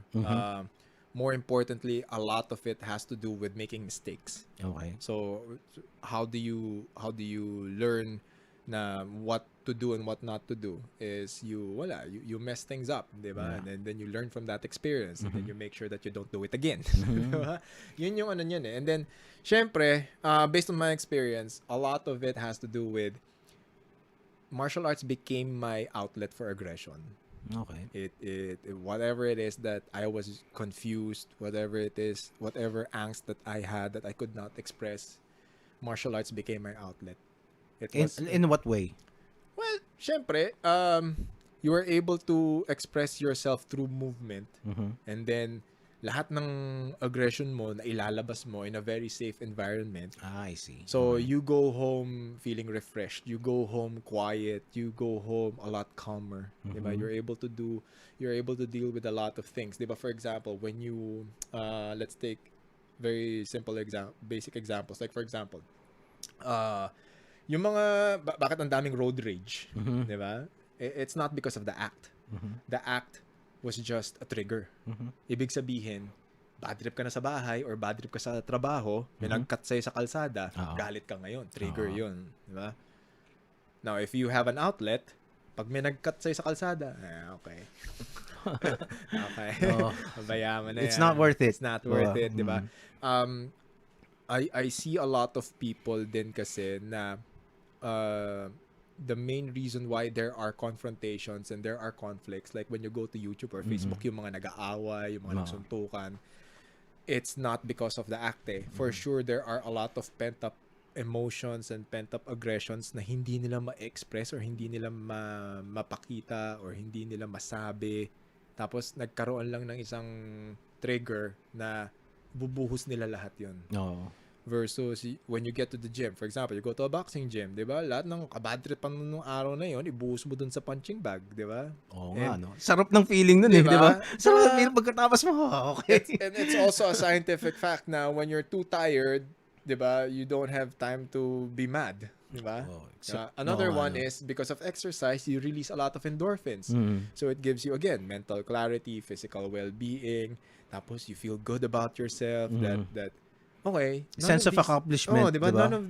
None of the other irrelevant things matter pala kasi you just came from a really hard session, diba? You came from dealing with adversity, you're dealing with your inner demons, you tire yourself out na not only did you get this benefit, you're also making your body stronger, diba? Kaya ako always advocate learning martial arts. Why? You're hitting two birds with one stone. You're getting exercise and you're learning a new skill. Diba? All for the price of one. Another thing, kasi meron akong mga kilala na mga tao na, alam mo yun, parang in their mid-40s, still gets into bar fights. And yun nga, yun eh. Kasi, ano sila eh, marami silang pinagdadaanan na hindi nila nailabas. Oo, di ba? Parang, I think that is the difference between a martial artist and just somebody who just parang, alam mo yun, parang recreational fighting yung ginagawa nila. Parang, yung mahirap just kasi, fights, diba? the problem with recreational fighting or for the lack of a better term is, you're just waiting for triggers. If you're a hothead, diba, anything becomes a trigger. And if we're going to escalate that way of thinking or that behavior is, if you're not going to let it out in a proper avenue, you're either gonna let it out on yourself or you're gonna let it out or you're gonna express it on the people around you. So, kung hindi mo siya ilalabas sa gym or wala kang outlet, wala kang creative outlet, wala kang hobby, hindi ka nag-exercise, so, hindi mo mailabas yung galit mo o yung hindi mo mai-express, ilalabas mo yan sa sarili mo or ilalabas mo yan sa mga tao sa paligid mo. Aawayin mo yung mga tao sa paligid mo. Pag nalasing ka, diba? Magagalit ka sa sarili mo. Yun, totoo yan. You're gonna be a bad drunk. Diba? It could manifest in so many ways. And it could be avoided. Diba? It could be avoided. But is it also a factor na parang you don't really get to understand what fighting really is? Parang the martial arts of fighting aspect. When you train martial arts kasi, that is true. Your introduction to martial arts is the fighting or is the sparring because that's the way it was marketed for so many years. Yes. Diba? Pero when you get into the actual class when you get, and this is not just about jiu-jitsu, this is, I say this for all other martial arts out there. When you start diving into the details, when you start digging deeper into the art itself, it becomes part of your lifestyle. It becomes part of who you are. It becomes your way of expressing yourself. Diba? Yeah. Well, there are a lot of things that can be expressed with words, but there are a lot of things that we can express through actions. That's why people get into very hard na hobbies yan, martial arts, surfing, kasi wala, the struggle, there are a lot of lessons with the struggle. There are so many things that you can learn about yourself, and this is something that I preach a lot, especially sa mga new students. You're gonna learn a lot about yourself throughout this journey. That's why I highly suggest you enjoy it. Kasi nga, magugulat ka na lang na especially if you start competing, that's a totally different spectrum na. That's like a step up to everything. Magugulat ka na lang. Would you recommend to hotheads na mga, alam mo yun, to take up martial arts talaga? Oh, yeah. Diba parang yun yung isang thing na parang okay, you have this natural, you can say gift na parang okay, parang kasi some people are just more street smart than others, eh. 'Di ba? May mga ganun eh. That's just true. know yung meron silang fight IQ na tinatawag ba. Do you believe that the fight IQ? Yeah, diba? may mga ganun, may mga talented talaga. There are a lot of I've seen a lot of fighters who are very talented and who have that natural gift of fighting. Kumbaga, na parang they get it right away. Oo, 'di ba? May mga ganun eh. So, when it comes to that, meron kasing talented na hindi hothead. Oo nga. Diba? May ganun eh. Now, when it Just comes natural to, athletes, parang ganun. Oh. Na yung sabihin na natin yung mga hothead, what martial arts will benefit hotheads is that it gives them an outlet for aggression. So, pag nawala na yung aggression, nawala na yung pagiging hothead, you'd see them really calmer. Kasi I could definitely say this through experience. Kasi ang daming ganun eh, di ba? Ang daming ganun. Kahit ako, ganun ako for a while na parang siguro kasi wala akong outlet, di ba? Or hindi ko pa nakikita yung outlet ko. Then this happened, and then you realize na parang okay. Medyo kumakalma tayo. Medyo okay na tayo. I remember naging guest ko rin dito si John Adahar. Oh, yun, si Johnny Boy, di ba? Si Johnny Boy, na unang na-evict sa PBB house. Ito yun, I predicted that. I predicted that. Oh, actually, I'm looking forward to having him again in this podcast. Hindi ko alam na evict pala siya agad. He was the first guy to get evicted. Ito yun, the only reason why I watched PBB was because of him. Siyempre, gusto kong supportahan yung kaibigan ko. Pero yun din na sinabi ko, this is the first guy who's gonna get evicted. Sabi ko, it's either he gets evicted first. Why did he get evicted? I have no idea. Pero di ko alam. Pero, so it's either he gets evicted first or he's gonna punch someone in the face. Oh my God. Those are the only two. Siyempre ako, that's just my opinion. Pero yun nga, nung nalaman ko siya yung nauna, tawa ko na sabi ko naman, I knew it! Kasi, so I watched a few clips na parang sabi nila because parang raw indifferent siya or parang wala siyang pakialam sa mga Then I go like, what were you expecting?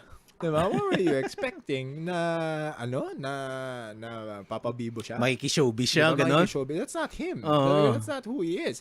John Adahar is one of the realest guys I've met. Diba? He's not afraid of, yun nga, like a martial artist. Yeah. Wala, pogi eh. Pogi talaga, pang showbiz talaga eh. Sumasali sa pageant. Meron siya sinalihan ng Mr. Something. Yun nga eh, diba? Parang yun yung dichotomy niya eh, diba? Na pwede siyang pang fighting, pero pogi. Sayang naman diba? Yung pogi. Sali mo na rin sa kanya. But he has amazing personality. So now, let's parang yun yung mga nakita ko lang na tawag ito na observation sa kanya. And I go like, what were you thinking? Ano gusto nyo? Magpaka-bibo rin siya dyan? Or gusto nyo magpaka-showbiz din siya? Hindi siya ganun eh. Diba? Hindi siya ganun. Tapos, he was just happy to be there. He was happy. And for sure he participated. I did not, hindi ko naman sinubaybayan, pero for sure lang talaga inisip ko na he would participate. He would be genuine to the people there. He would be at least amazing. Play the game as well. He would play the game. He would play by the rules. Pero for me or for people to expect to see a different side of him na hindi authentic, it would go against his principles. And lumabas din naman lahat nung naalis na siya when people were asking him. Parang I saw this interview, sabi niya, lahat naman sila doon, nagpapabibo, nagpapakano, lahat sila gusto gawin yan. Di okay, kunin niyo na lahat yan. So steady ako dito. Tsaka, sabi ko, eto, I could be wrong, di ba? Johnny Boy can correct me if I'm wrong. Na parang ako naman, you wake up every day, going to the gym, getting beat up, di ba? Your day is pretty much set, so it's either you are preparing for a fight, you're preparing for a tournament, or you're preparing for your next pageant, or you're helping your family. Because political family sila so he's also very active in helping his community. You go into a house and you wake up the following day without any of those responsibilities. Anong gagawin mo? Matutulog ako. Papahinga ako dito, di ba? So if he did that, di ba? I am not blaming him. I'd actually do the same. Parang, wala akong klaseng ito, Dave. Pwede akong matulog. Matulog ako nito. Sarap nito. Turuan mo yung si Kuya mag-jiu-jitsu. Diba? This is how you do the I'm pretty sure some of his housemates would ask him to do, I don't know, pero sigurado ako, alam mo naman ang So, gusto sabihin nila, fighter ka, pwede turuan mo naman kami.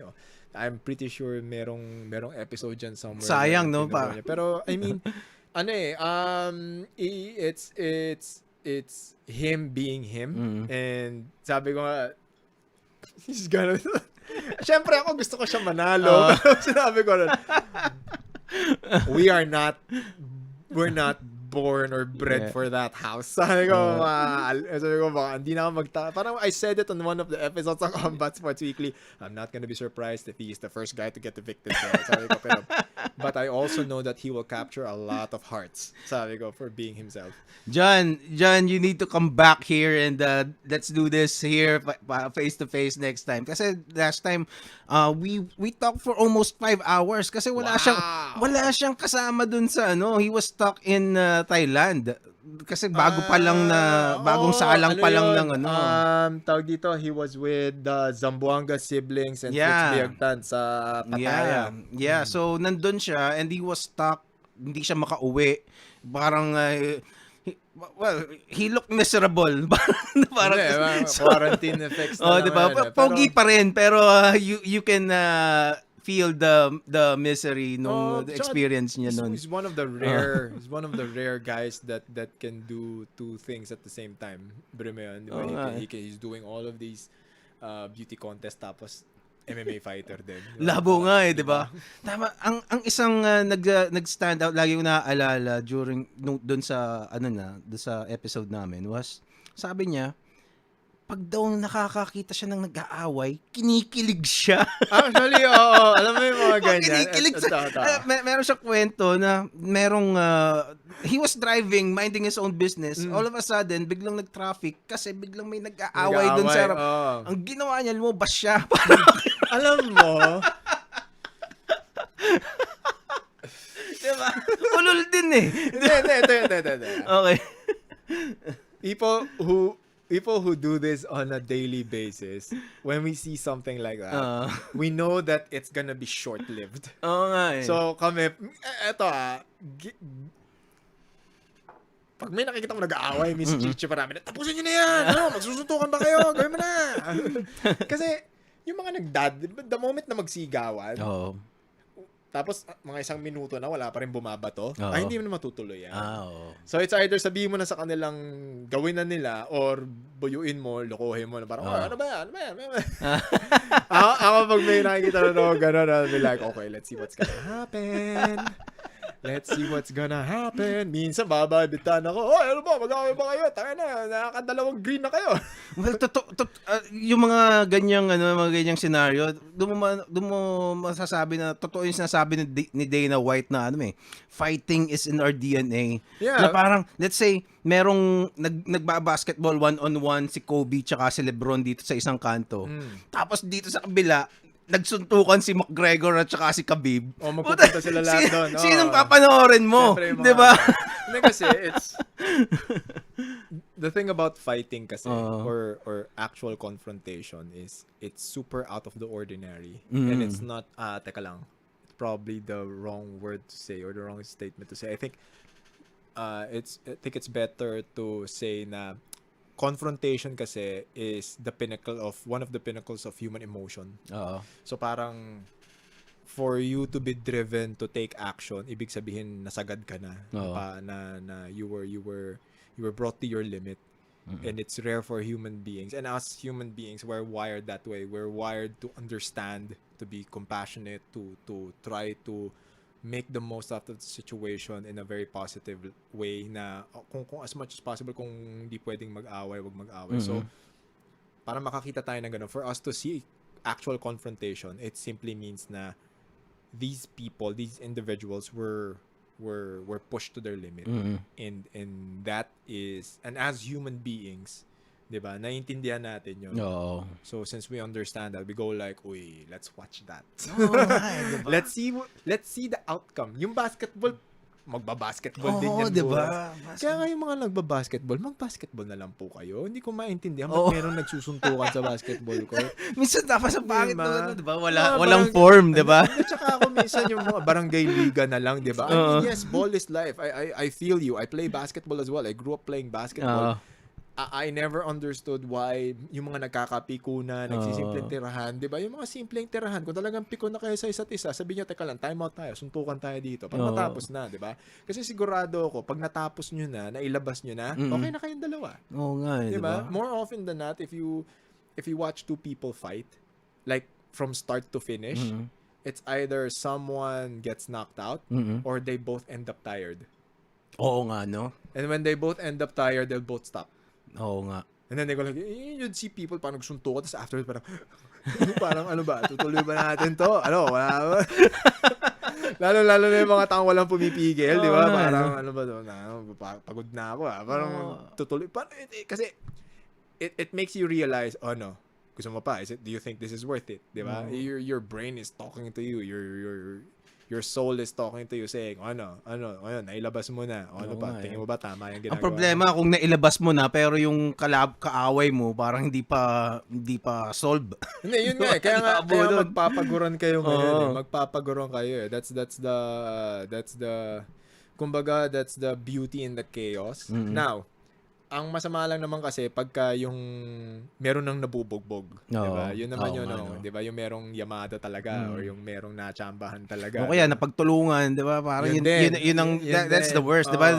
A fight that's not fair, diba? Actually, all street fights are not fair. There are no rules in street fights. There's yes, kaya nga anything and everything can happen in a street fight. That's why as much as possible you don't want to be in a street fight, diba? If you cannot avoid it or talagang wala, nandun ka na talaga, you finish it as fast as you can and then you run away. Yeah, you'll never know. May kasama pala yung sigurado diba? Yan. Sigurado may kasama yan or magtatawag yan or baka maya-maya may mga taong bayan that saw it in a different angle. Ikaw naman yung pagbuntungan, diba? So it's that's why a lot of things can happen. A lot of things can happen. That's why you do it as fast as you can, then you leave. Diba? You go to a safe place immediately. And yun yung ano eh. Would you say the least of your problem is your ego? Oh yeah. Yeah. That's also another huge benefit of training martial arts. It's ego management. It's wala. You can let go of so many things. I was like, this is not worth my time. This is not worth my energy. This is not worth my brain cells. Although there will be days naman totoo, I'm human. There are days din talaga na parang papatulan ko ba talaga ito? Parang gusto ko talaga patulan tayo. Do you have stories of street fights that really went wrong for somebody? Syempre, when it comes to street fights kasi, it happens. And what could have been done better, parang ganun. Well, allegedly. Okay. All of the alleged street that, Of course. allegedly, I heard that a lot of them could have been avoided. A lot of them could have been avoided. Majority of them is because wala egos clashing. A lot of them were egos clashing. It's pretty useless, especially during the younger years na parang wala lang gusto Tinginan, diba? Tinginan. It's like napakababaw, no? Na parang angas mo. Okay. Now, the other ones din naman that escalated, that allegedly escalated into really bad outcomes. Wala eh. Parang I don't want to name drop. Hindi naman sa name drop, pero I don't want to explain it in such a way to justify it or to, pero it was the reaction that was necessary during that time.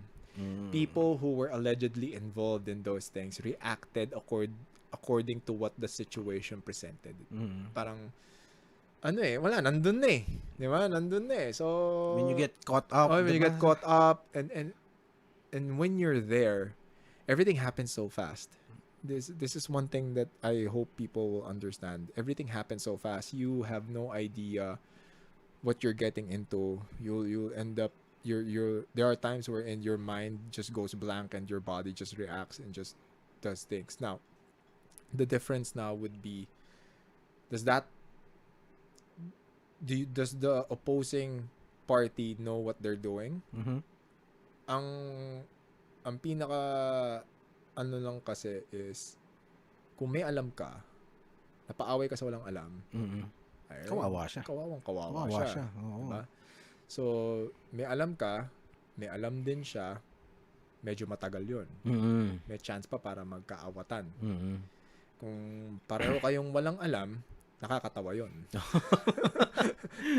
Can you explain to people who are not familiar with fighting? Kasi I had a little bit of training. I wouldn't say when you train combat sports kasi, when you train combat sports or any type of fighting system, everything is muscle memory. Everything is repetition. The reason why you repeat a lot of the techniques is to build muscle memory. Now, the purpose of building muscle memory is to make sure that when the time happens, diba, knock on wood, it doesn't have to happen, but when the time comes that your body needs to respond to the stimulus, your body reacts without thinking. Ganon siya. Automatic na, diba? It's an automatic reaction. Basically, you're programming your body. That's the difference between someone who knows or has training versus someone who doesn't know anything but thinks that they can fight. Diba? Kaya nakikita mo yung mga fight video sa internet, diba? Parang akala mo yung suntok galing EDSA. Tapos kita mo na agad eh, if you know how to fight and your opponent is acting like that. Oh my God, this is parang alam mo na kagad. Parang that's the difference between someone who knows something versus someone who knows sa stance pa lang, di ba? Hindi lang sa stance. It's more of their immediate reaction na parang, okay, anong ginagawa nito pagka lumapit na siya or the moment na nandun na tayo sa actual confrontation, di ba? Ang marunong makipag-away, the moment mahawakan ka niya, meron na yung set of moves na nasa utak niya, i-execute na lang niya yun. Yung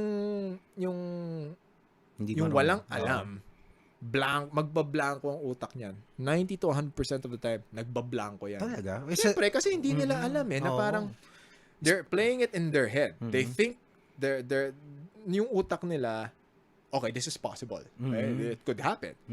But since their body is not trained to react accordingly to what the situation demands, wala silang immediate reaction. I see. That's why in when we apply this to self-defense situations, there are 3 possible scenarios. It's fight, flight, or freeze. Diba? May freeze nga yun. Hindi lang fight or flight. Fight, flight, or freeze. So fight is wherein your immediate reaction is to fight. We're talking about self-defense here, okay? Not confrontation. Magkaiba ang self-defense sa confrontation eh. So in a self-defense situation, fight is wherein you have this immediate reaction, you have your instincts will kick in, and then it immediately tells you to fight, to run away, to not allow this person to get a hold of you, or close the gap or the proximity. Flight is, what do you call this? Flight is wherein automatic yan. The moment na papalapit ka pa lang, tumakbo na ako. Or I sense danger, takbo na ako. Or kinapitan mo ko, takbo ko. Diba? The scariest one is freeze. Yun yung meron ng ginawa sa'yo, tapos wala kang ginawa. And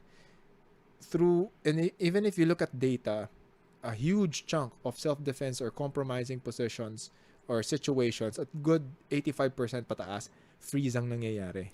Ito yung mga, especially for women, ito yung mga gusto raw nilang sumigaw, walang boses, walang sound na lumalabas. Kasi nga, it's shock and awe. Their body's not used to this, stress. The stress, at saka, they never thought it would happen to them. Oo nga. Yun yung pinaka-statement na common sa kanilang lahat. Yeah. They never thought that it was actually happening to them. That's why they freeze. That's why you see a lot of yung mga nang hold up. Ang gagawin lagi is akbayan ka, kunyari shota ka, di ba? Kunyari, tapos papakita na lang na long lost friend ka, pero pag niyakap ka, binubulungan ka na, bigyan mo na to, ganyan. Di ba? Walang mangyayari sa'yo, pera lang to. Yan. Tapos, sila, and this happens in public places. Train stations, bus stations, the mall, di ba? It's the shock and awe. I think may tawag dun I think it's positivity bias. Na yung isang kwento about that, I'm not 100% sure dun sa term, pero merong there was may kwento na a security guard ng isang bangko. Inano siya, na-hold up yung yung gabi, parang pinasok yung bangko nila. Tapos when the cops were interviewing him, kasi parang wala siyang ginawa kita sa CCTV, nakaganyan lang siya. Tapos parang pinagdududahan siya na baka kasabwat ka, 'di ba? Inside job. Ang sagot niya lang, kapag parang hindi ako makapaniwala na nangyayari to. Di ba? Kasi nga they weren't prepared. That's why training is very important, and not just the training, the methodology of the training.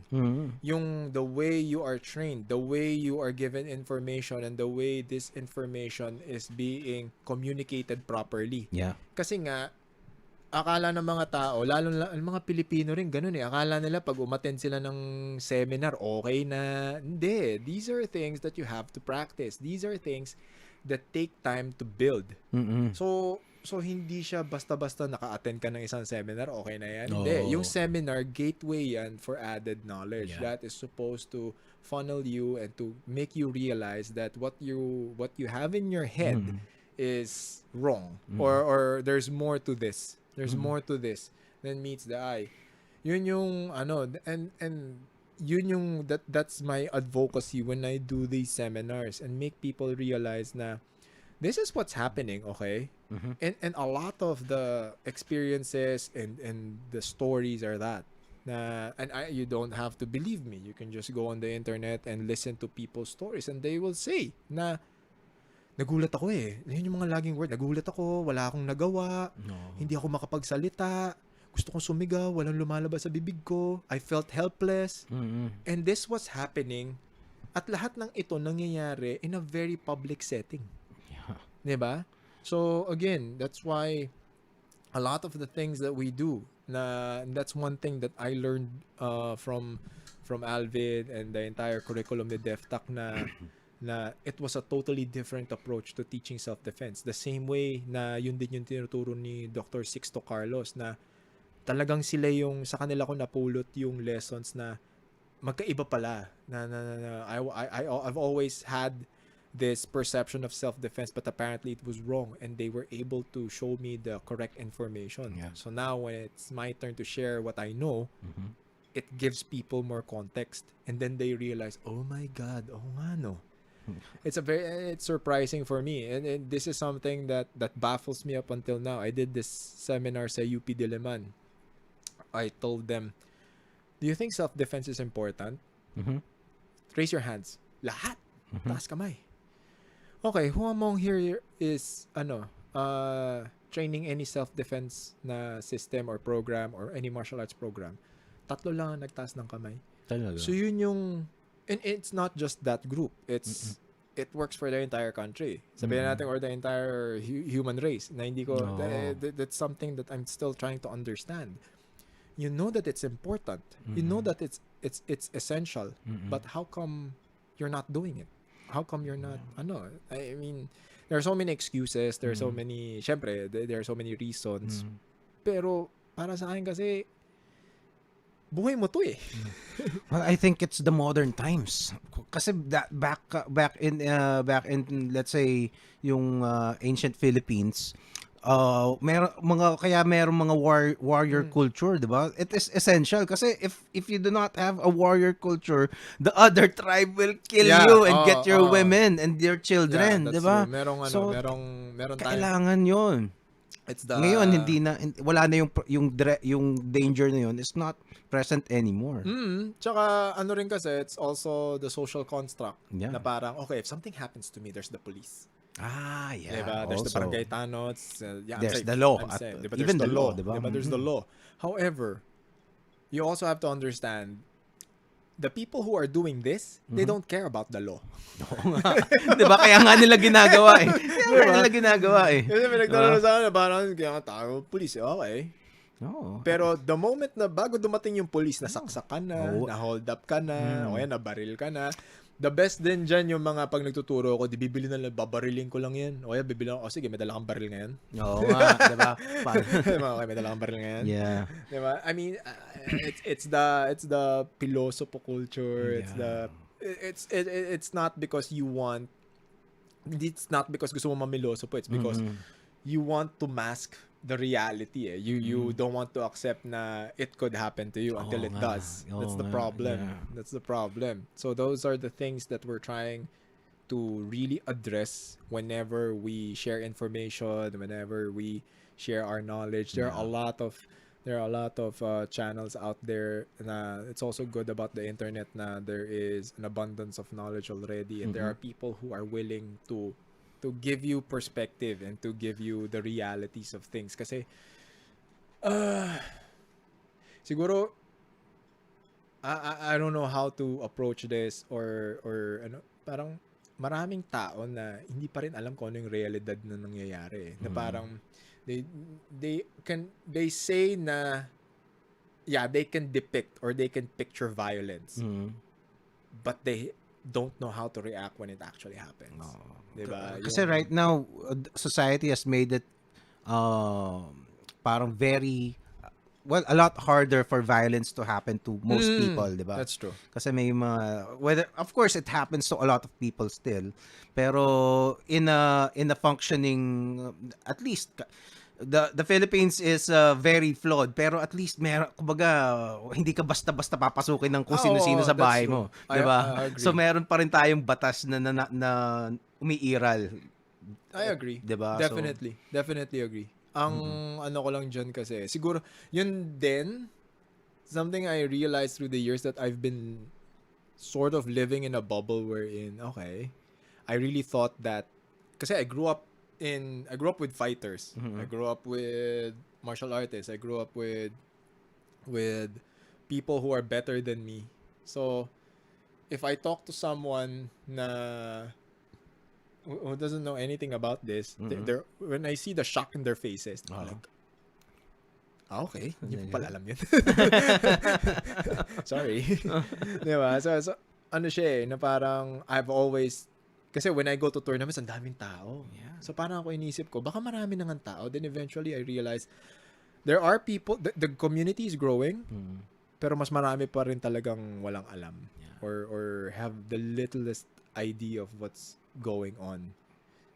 It's that's why nakita ko rin na parang hindi man ako it's so hard to explain and convince people na parang I'm not really into social media. Pero I saw that my platform can help reach people or get good information or correct information out there. So that's why I became more active in it. Diba? Tulad nga na pinagkukwento natin kanina, like for example, si Chief, si Alvin, he's not the guy who wants attention. He never craved for attention. He's not a clout chaser.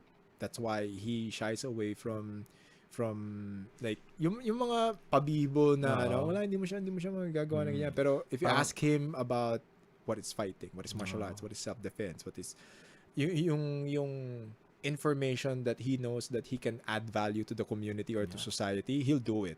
Pero yung mga pabiban, he has a great channel. Check it out. The Chief, Alvin Aguilar on YouTube. Chief Knows, meron siyang series nun. May series siya ng street, yun din. That came about because a lot of people are already clamoring that he provides that information. So it's called Kalye Tactico.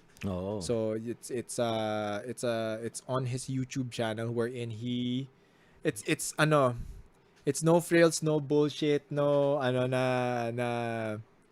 na very doable, very actionable items na Kalye Tactico, yan. So it's a lot of street fighting, tsaka kung yung mga actually, dami niya. How to escape a triangle. Meron siyang jiu-jitsu pa yan eh. Pagbaba ka, street fight. How to fight multiple attackers, di ba? Di ba? Yung mga and when you watch the videos, it's very practical. Yeah. Hindi yung sasabihin niyang magpaka ganito gagawin mo. Ganyan. Hindi. When you watch the video, he breaks it down. He tells you the psychology behind the movements. He tells you what happens in these situations and then what you can do. Yun yung maganda doon. Yeah. And I think yung main objective ng mga ng mga techniques niya is to get yourself out alive, not to beat people up, 'di ba? Yun yung sinabi ko, babalik tayo sa sinabi ko kanina, the main objective or intent into learning any type of self-defense is to come home alive. Yun, 'di ba? So, it's not to it's be all here. It's not to be macho, it's not to be, 'di ba? Para maging magmukhang astig ka para kung kanino man. It's to get out of that situation with intact, 'di ba? I mean, it's very practical. So again, please watch the series in this video. Yeah, so you can learn a lot. It's a very worthwhile. I watch these every time he has a new video. Pinapanood ko yan. It's very and it's very he breaks down technique really really well. Na you can actually do it. Yeah. So yun. Ito naman, siguro nakailang hours na rin tayo. I don't want to take up dude, basta okay pa naman ako. Cleared up my evening for you. Yeah, great. Awesome. Thank you for that.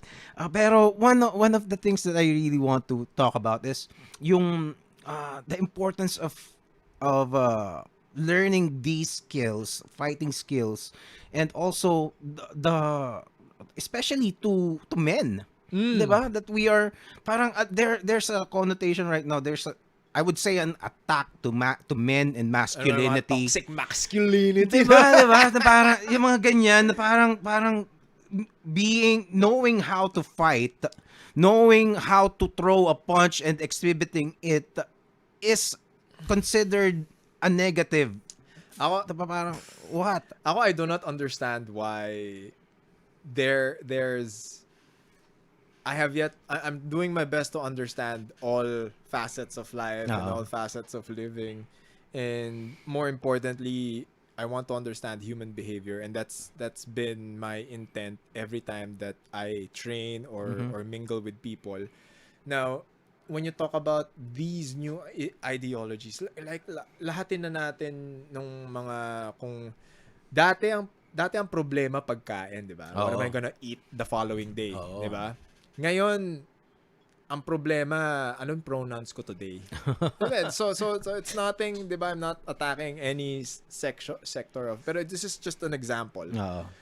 And then toxic masculinity, the patriarchy, the matriarchy, yun ang pinag-uusapan natin ngayon, 'di ba? Parang whatever happened to, I mean, as much as possible, this is one of the reasons why I value and appreciate my martial arts training, because it helps break down everything into the simplest form possible.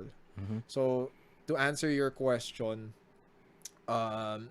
there's so much attack on what, and then ang dami na ring nagsasabi na what is it to be a real man. I mean, you can define it any way you want, but at the end of the day, any human being or sabihin na natin, let's concentrate on the males, di ba? You have to have the capacity and the ability to defend yourself. You have the responsibility to be strong. You have the responsibility to be brave, to be courageous, to be intelligent, to be smart. Why? Because wala kang choice. If you have a family, you have to defend them. Huwag na tayo maglokohan dito. Pag may pumasok sa bahay mo, 'di ba? Kahit na sabihin, kahit na anong social justice warrior ka, kung hindi kakayanin ng kahit na sinong babae ang mga lalaki pagdating sa away, 'di ba? So kung ngayon tinuturuan natin yung mga lalaki na wag masyadong ganyan, o hindi toxic masculinity 'yan. Paano na lang sila in real life, 'di ba? Paano na lang, 'di ba? How are they? There are benefits to doing these things, 'di ba? It's not the end all be all answer, but there are numerous benefits. Diba? It gives you clarity, it gives you the necessary skill sets to defend yourself and the people around you. Yeah. Diba? It's tsaka yung toxic masculinity, it just got coined up diba? Diba? Kasi these are why? Because there are certain behaviors of men that are being magnified, diba? And if they're wrong, then let's get rid of them. Pero for you to say that everything that you do now is toxic, medyo masama rin yun. Yeah. Well, there is yung toxic masculinity, parang they are we're not gonna deny that there are evil men, diba? Of course. And also this by saying everything that we're saying, that doesn't mean that you're diminishing the capabilities of women. Of course, that's diba? Hindi kasi I'm a huge proponent of women. Kino-conflate kasi nila with those things And also yung toxic masculinity, I don't believe it. Although may word na dyan before it was coined. Assholes. There are assholes. There are assholes, but if you're gonna peg bad behavior to masculinity just because some men do it, diba? Well, everybody of us is capable of being a jerk. Ako diba? talaga, there will always be inequality. There will always be inequality. There will always be life is not fair. Life's not fair. I could probably blabbering a lot that does a lot of things that's not making sense, but for everyone who's watching and listening, siguro the best example or definition nito, you listen to Jordan Peterson. He provides the best context of gender roles and yung nuances ng society when it comes to gender. But the way I grew up, the way I understand things, the role of a man is to, like, let's break it down to its simplest form, to provide, to protect, to nurture, to become pillars of strength for your community or for your family muna, diba? So if you can't be that, diba? If you can't be that, who is it gonna be? Yeah, diba? well, the women can do that as well. Pero kasi diba? may mga single mothers who do that all the wala na tayo doon, diba? Nandun na 'yan, diba? We don't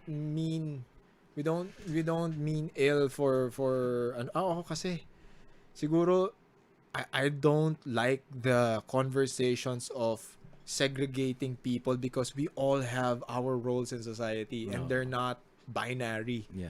Diba? We adapt to our situations. Diba? We adapt to our situations. Different human beings have different situations and they deal with it according to what the situation tells them.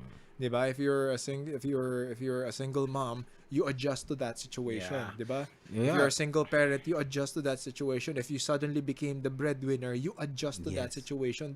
Hindi ko na gagawin to kasi that doesn't fit your standards, diba? Ulul mo, diba? No. Diba? Ikaw ba nagpapakain sa akin? That's not the real world. Well, and also the gender roles are I think biological lang na ganun yan It's evolution. Alam mo, diba? Ako yung mga pinagpoproblemahan natin ngayon, the way I see it lang, there's nothing wrong with it, pero nagiging problema siya kasi wala nang maiisip na problema yung mga tao. Yeah. As in, there's nothing wrong if a man will do this, there's nothing wrong if a woman will do this. I'm a huge proponent that I quickly advocate women are better than men.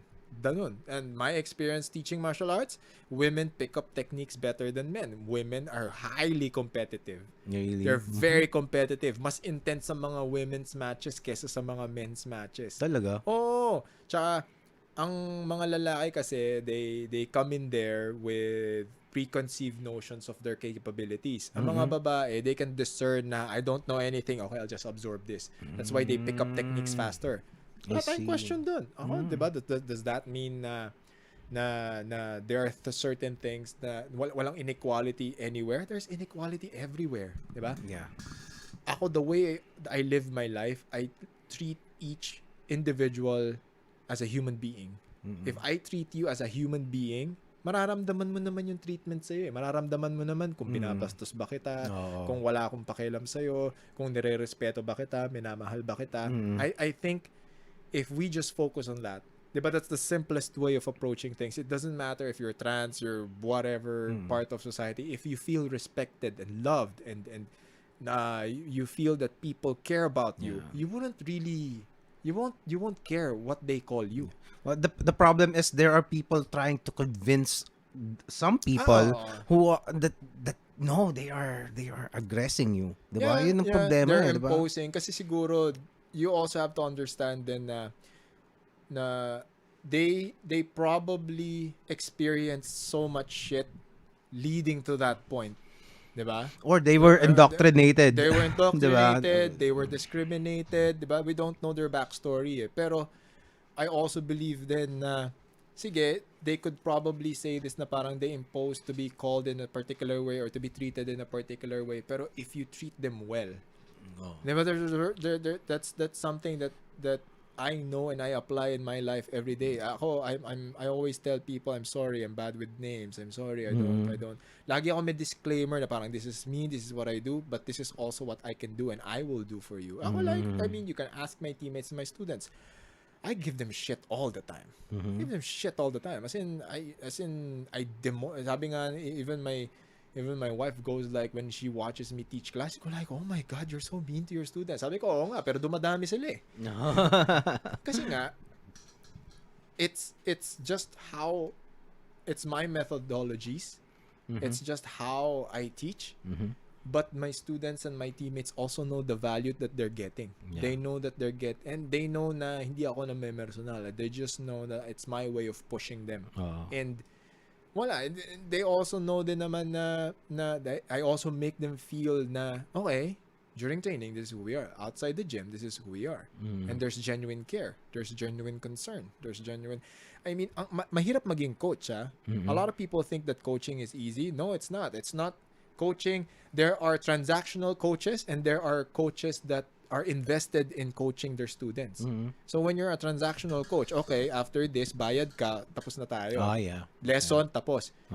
Kami, we weren't brought up that way. That's not how Alvin, Pichon, Richard, and all the seniors of DefTac taught us. No, that's why when you say we're a family, we're a community, that's what we are. That's who we are. So kung coach ka dito, hindi ka lang coach. Ikaw yung crying shoulder pag nawalan ng shota, o kaya pag nag-break sila, ikaw yung instant kainuman, di ba? O kaya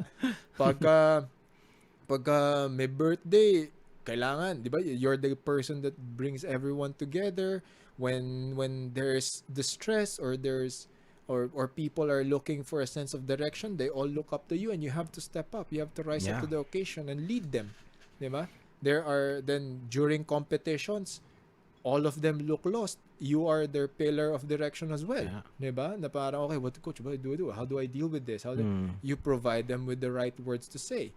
Ganun yun. That's what a coach is. That's why ako, I'm very... That's just the coach that I am. Ako life coach din. Di ba ba? Nga siya sabi ko, life coach ka ba? Sabi ko, no. Pero yun nga eh. Pero yun nga eh. When they just need someone to listen to, you have to be there. And that's how I grew up. That's how I was taught, and that's what I'm doing. Yeah, and that is also the value that you will pass. They will absorb that energy and that parang, this is beneficial to me. Maybe I can be beneficial to others in the same way. That's exactly the second point. When people ask me why do I do that, because I tell them this was how I was brought up. This is what I'm gonna do. Kasi I'm expecting these people to pass it on or to do the same thing when it's their time to do it. Yeah. Diba? Kasi, I mean, there are too many transactional things in this world already. Diba? I don't want to add to it na okay, sige, ano tayo, ganyan. Sige, ito yung, well, there's nothing wrong with getting paid for what you do. Pero, yun nga yung iba doon na lang natatapos.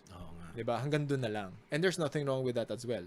Ako naman kasi, that's my choice. That's my decision. As in, dude, yung mga, minsan, di na nga jiu-jitsu related. Yung mga tipong, what can I do here? Or, I'm gonna study here, or I'm gonna go abroad, or gonna like for example, si Hoffman, it's when he was doing good here, and then, he was at a crossroads in his life, wherein family decision.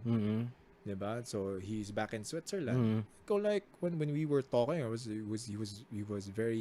was slightly emotional, and I was trying to hide my emotions then kasi I was in the gym. I was teaching class when he came there. Pero it was very hard for all of us kasi syempre dami na namin pinagsamahan, dami pinagdaanan. Pero yun nga, I have to tell him, Chris, you're doing the right decision. This is the best thing for you. Diba? Because fighting, you can do that anywhere. Diba? This is for your future. This is for your children. This is for your family. Diba? The opportunity comes that you have to be there, and then you're gonna do better there. Go there. Diba? Diba? You can get another, you can get another belt there. Diba? If you need help, I'll help you. Diba? Ganon. Those are the things. Diba? You encourage them to do the best thing for them. Yeah. Ganun yun. So a lot of success stories in jiu-jitsu, especially with, ang dami dyan, yung mga tawag namin dyan, yung mga, di ba may zero to hero? Yung mga negative to hero. Yeah. So you really see the transformation. Kasi ang dami na dyan. Sobrang dami. Yung mga tipong pagpasok mo, akala mo. Kupal, tapos ngayon parang mababait na, di ba? Then, yung reverse naman, yung mga akala mo, patay na bata. Ngayon, hindi mastig. Parang, may na sila, may confidence na, may swag na. Para sa akin, yan yung mga ticket ko sa langit eh. Yung mga tipong pag nasa gate na ako ni San Pedro, sabi ko, ba't ka papasok dito? Sabi ko, please look up name. No. Well, that is the best gift that you can give to anyone.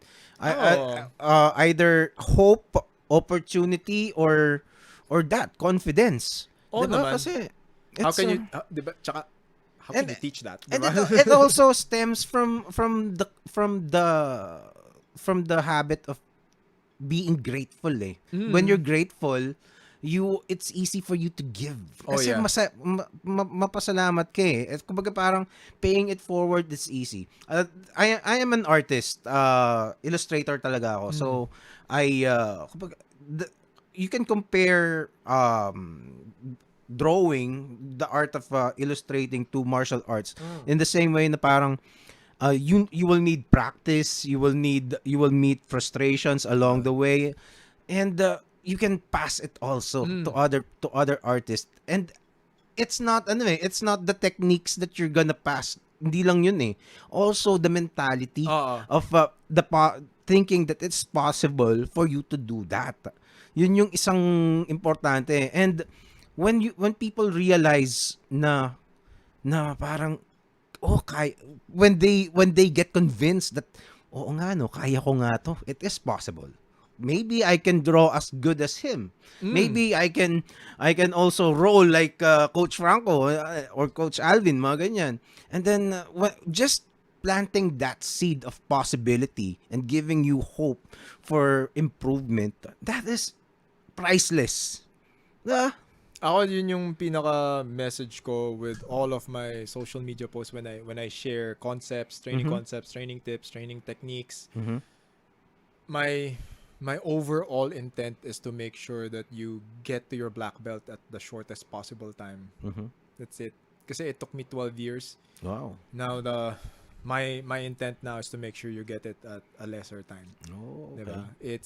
Yun yung pinaka intention ko every time I go to class and teach class. That's it. Kasi it's very Kumbaga, do better than I did. Ganon. Hindi, lagi yan. Ako, I say it. As in, ako, I preach it. Sabi ko, my job is to make sure you become better than me. And everybody knows that. Everybody knows that. Everybody who's attended my seminar, my class, especially my class, I always tell them, the goal is to be better than me.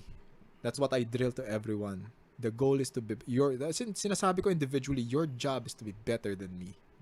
And I'm very sincere with that. And that takes, alam mo yun, yung checked ego na alam mo yun, parang syempre parang kumbaga parang Cobra Kai ako yung master dito. 'Di ba? Parang yun yung trope sa 'di ba? No, ako yung master dito, ako pinakamagaling. You are all my subordinates. Pero if you're gonna that's one thing that, and I could only thank my coaches for imparting that type of attitude sa akin. Yan ang, even Alvin, I heard that from Alvin. That is their greatest. Sabi niya, your job is to tap me out. The white belt pa lang ako, sinasabi na ni Alvin yun. So I have to, and when I started coaching, when I started teaching, and I started getting better and getting and going up the ranks, I go like, oh nga, mas may sense yung sinasabi niya na to it makes a lot of sense. And I think this is your life's purpose. And every training session encourages that. Kasi when you see someone who came in there knowing nothing, and then you see that person winning, either in life or in competitions, sobrang laking sense of achievement yun. When people ask me, what's your best competitive moment, what's your biggest sense of achievement, I always tell them, these guys. Diba? Sabi ko, I mean, sila yun. Kasi, how many medals can you win? Diba? Diba? I mean, I have a cabinet full of it, pero wala, pare-pareho yan diba? And there's nothing wrong with that, diba? It's good. It's at good some point it just becomes just another medal. Diba? Pero, was it like that or hindi naman? Hindi naman. Okay. I mean, lahat kami sa DefTech highly competitive. Hindi mawawala yun. Okay. Pero yun nga what's the next step to that? Okay. What's the next step to that? Siyempre, you make sure that your achievements become, or you're able to pass on your achievements, or you're able to make sure that other people achieve what you achieve, or have the same feeling that you've had winning. Diba? Kasi kung ako lang nananalo, ako lang masaya. Gawin ko ngayon, di mananalo rin kayo para lahat tayo masaya. Diba? Yun yung mas maganda yun mas masaya yun I remember this story. This is just a podcast that I listened to. One of the artists that I really admire. His name is Bobby Chu. So, illustrator siya, concept artist, ganun. So, when he was starting out, fresh out of college, he went to this parang, ano ba yun? Convention. And so, he doesn't know the ropes. Wala siyang idea kung anong parang college did not teach him exactly what, just as usual, di ba? So, what happened was, he chanced upon one of the established animators of our generation. Parang, and he got to talk to him. And si Stephen Silver, yung artist na isa na nakausap niya. And Stephen Silver was very generous with the knowledge, with the wisdom that he learned, that he imparted with Bobby. And alam mo yun, after the conversation, kumbaga parang ang daming natutunan ni Bobby to him. Sabi, ang tinanong niya siya, Stephen, this is amazing. I don't know how to repay you. Kumbaga, itong mga pinagsasabi mo sa akin, this is kumbaga, valuable. It's that valuable. I don't know. I have no way to repay you with anything. Ang sinagot sa kanya parang, well, just do the same thing I did for you to others. Diba? That's so powerful. Diba? Parang just do the same thing. Just pay it forward. And you know what? Yun yung ano ko. Yun yung I also lived that advice. That parang, kasi pag namatay ka, ano ka na? Diba? Parang you're gonna go. Malay mo, paglabas, lumabas ako dyan, masagasaan ako ng... Hindi mo alam eh. Mabagsakan ka ng puno, makidlatan ka, di ba? Dahil sa mga pinagsasabi natin dito sa podcast. Di ba? Pero, di ba? Iba yung feeling, di ba? Kasi now you have this information, you are given a crossroad, di ba? Do you keep it to yourself? Do you become selfish and keep it to yourself? Kasi baka maya-maya you don't want others to have the secret sauce, or you share it. Yes. Yeah, you let go of it and share and parang hope na you at least touch one person's life. Yes. Ako I just put out content. I just from the my daily posts on social media down to my YouTube channel, the things that I share there. Nothing, I expect nothing. Expect nothing, pero sobrang nakakataba ng puso pagka may magme-message. Random to random. Sir, taga Davao del Sur po ako. Sir, taga Cotabato po ako. Sir, taga Cebu po ako. Thank you po sa mga posts nyo kasi na-inspire kami mag-train dito. Sinusunod lang namin yung concepts na pinapakita mo. Minsan 3 lang kami. Tapos nagta-train lang. Especially yung mga malalayong probinsya.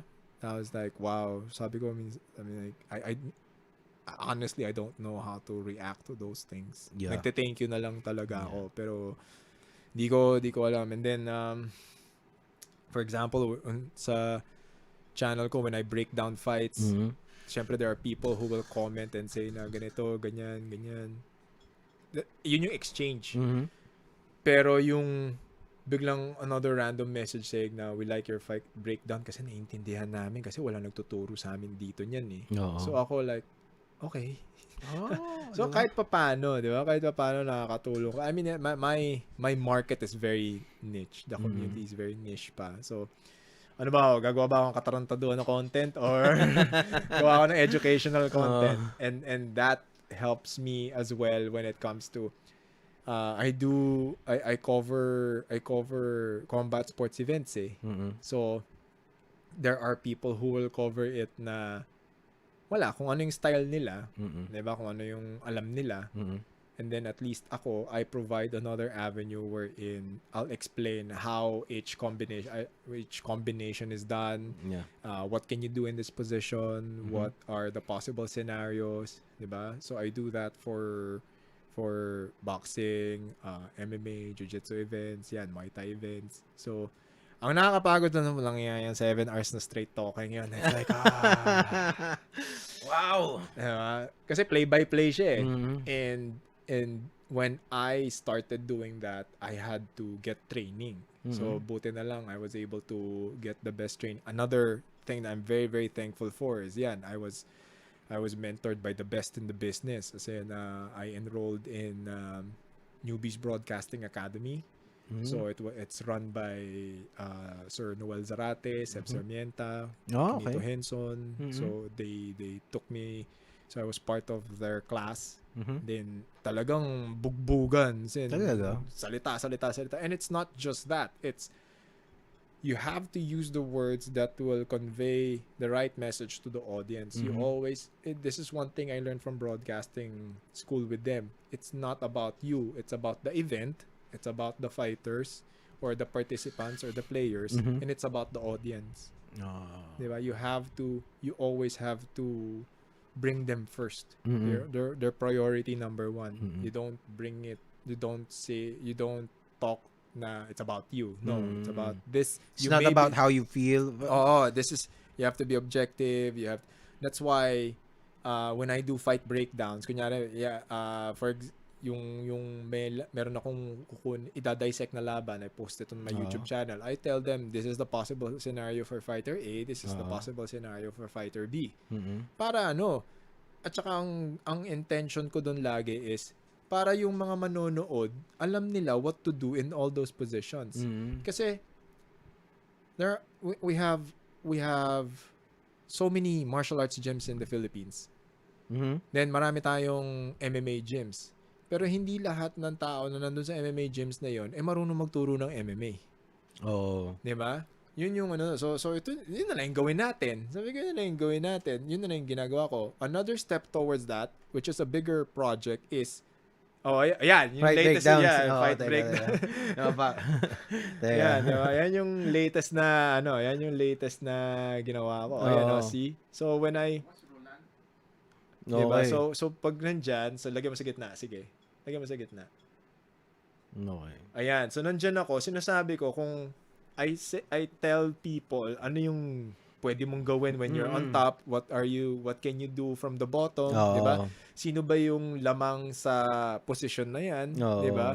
Kasi ang nakikita lang ng tao, ayan, may isang taong nasa taas, may isang taong nasa baba, di ba? How do you score that, di ba? How do you score that position? How do you score yung it's very subjective kasi. Pero if you understand the rules, if you understand the sequences of each fight, mas may explain mo siya. Yun yung wala pa masyadong gumagawa dito. Kaya sabi ko, okay. So anybody from Mindanao or from Ilocos can watch that video and say, okay. Para next time that they fight in an MMA tournament or any combat sports tournament, they know what to do. Yeah. They know what to prepare for. Diba? We're actually planning a fight companion stream. Maybe one time you can join us, diba? Kasi parang UFC events, parang yung nga lang di natin pwede pakita yung actual pero event. Fight ko dadaldal diba? tayo. Parang magdadaldala yung so I do this is for MMA. Tapos ang ginagawa ko, this is pa nga mas dissected pa nga yan Ang ginagawa ko dun sa yung sa real time, yung sa boxing, pag nagko-commentary ako sa live events, yun, play-by-play talaga yun. Like, kung anong ginagawa nila. Yung iba kasi, there are a lot of boxing content creators. Iba-ibang style sila. Ako, ang style ko is, I want to portray a play-by-play and at the same time, bakit ginawa ng boxingero yun? Yun. Yun yung gusto ko. Kasi, this is sa kaninong podcast ko ba nasabi to? Or no, when I was having this conversation with my mentor si Noel Zarate. We are a boxing loving country. We love boxing. But we don't have connections with the fighters. Pag sinabi mong Manny Pacquiao yun di ba? Pero pag sinabi kong Carl James Martin, Christian Pitlaurente, sinabi ko sa iyo yung mga pangalan na yon, di ba? Charlie Suarez, mga tao ngayon. Sino yun? Ako, hindi ko makakilala yun. Di ba? Pero, boxing loving country tayo. So, that's the gap. That's the gap that I saw and that's the gap that I want to fill in. Kasi, people will just say, ayan, nag-away na naman si Donaire, si Casimero, nandiyan na naman si okay, sige, you deal with that, diba? That's your content. But for me, I'll go with what are the winning points of Donaire in this upcoming fight? What can Casimero do in order to get his shit together and focus on his fighting career? Yan yung mga ginagawa ko, diba? And more importantly is when I cover these local boxing events, my focus is to make sure that people get to know who these fighters are. Kasi yun yung napansin ko Okay, we're a boxing loving country. When we see a boxing match or a boxing event, manonood tayo.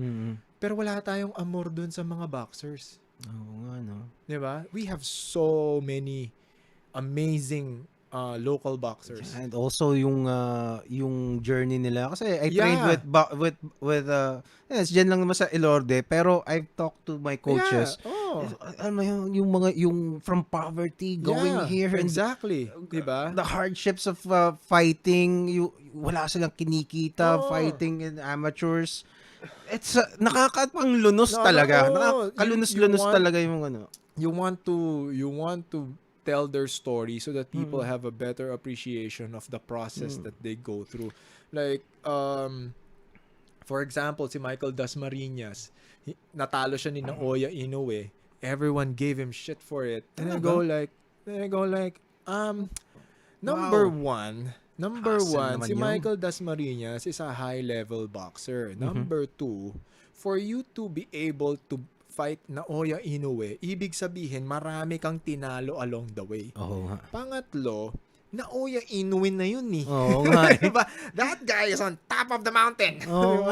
So, this experience can only be good for Michael Dasmariñas. Kasi it means na, okay, that's the guy that I want to beat, that's the level I have to surpass. That's the level I have to be at, di ba? Ganon. Ilang taon na yung Dasmariñas? Hindi ko alam. Mga mga late 20s. Late 20s. Pero yun nga. Entering his prime, siguro. Yeah, and then I also tell people, Michael Dasmariñas trains at a gym in La Union.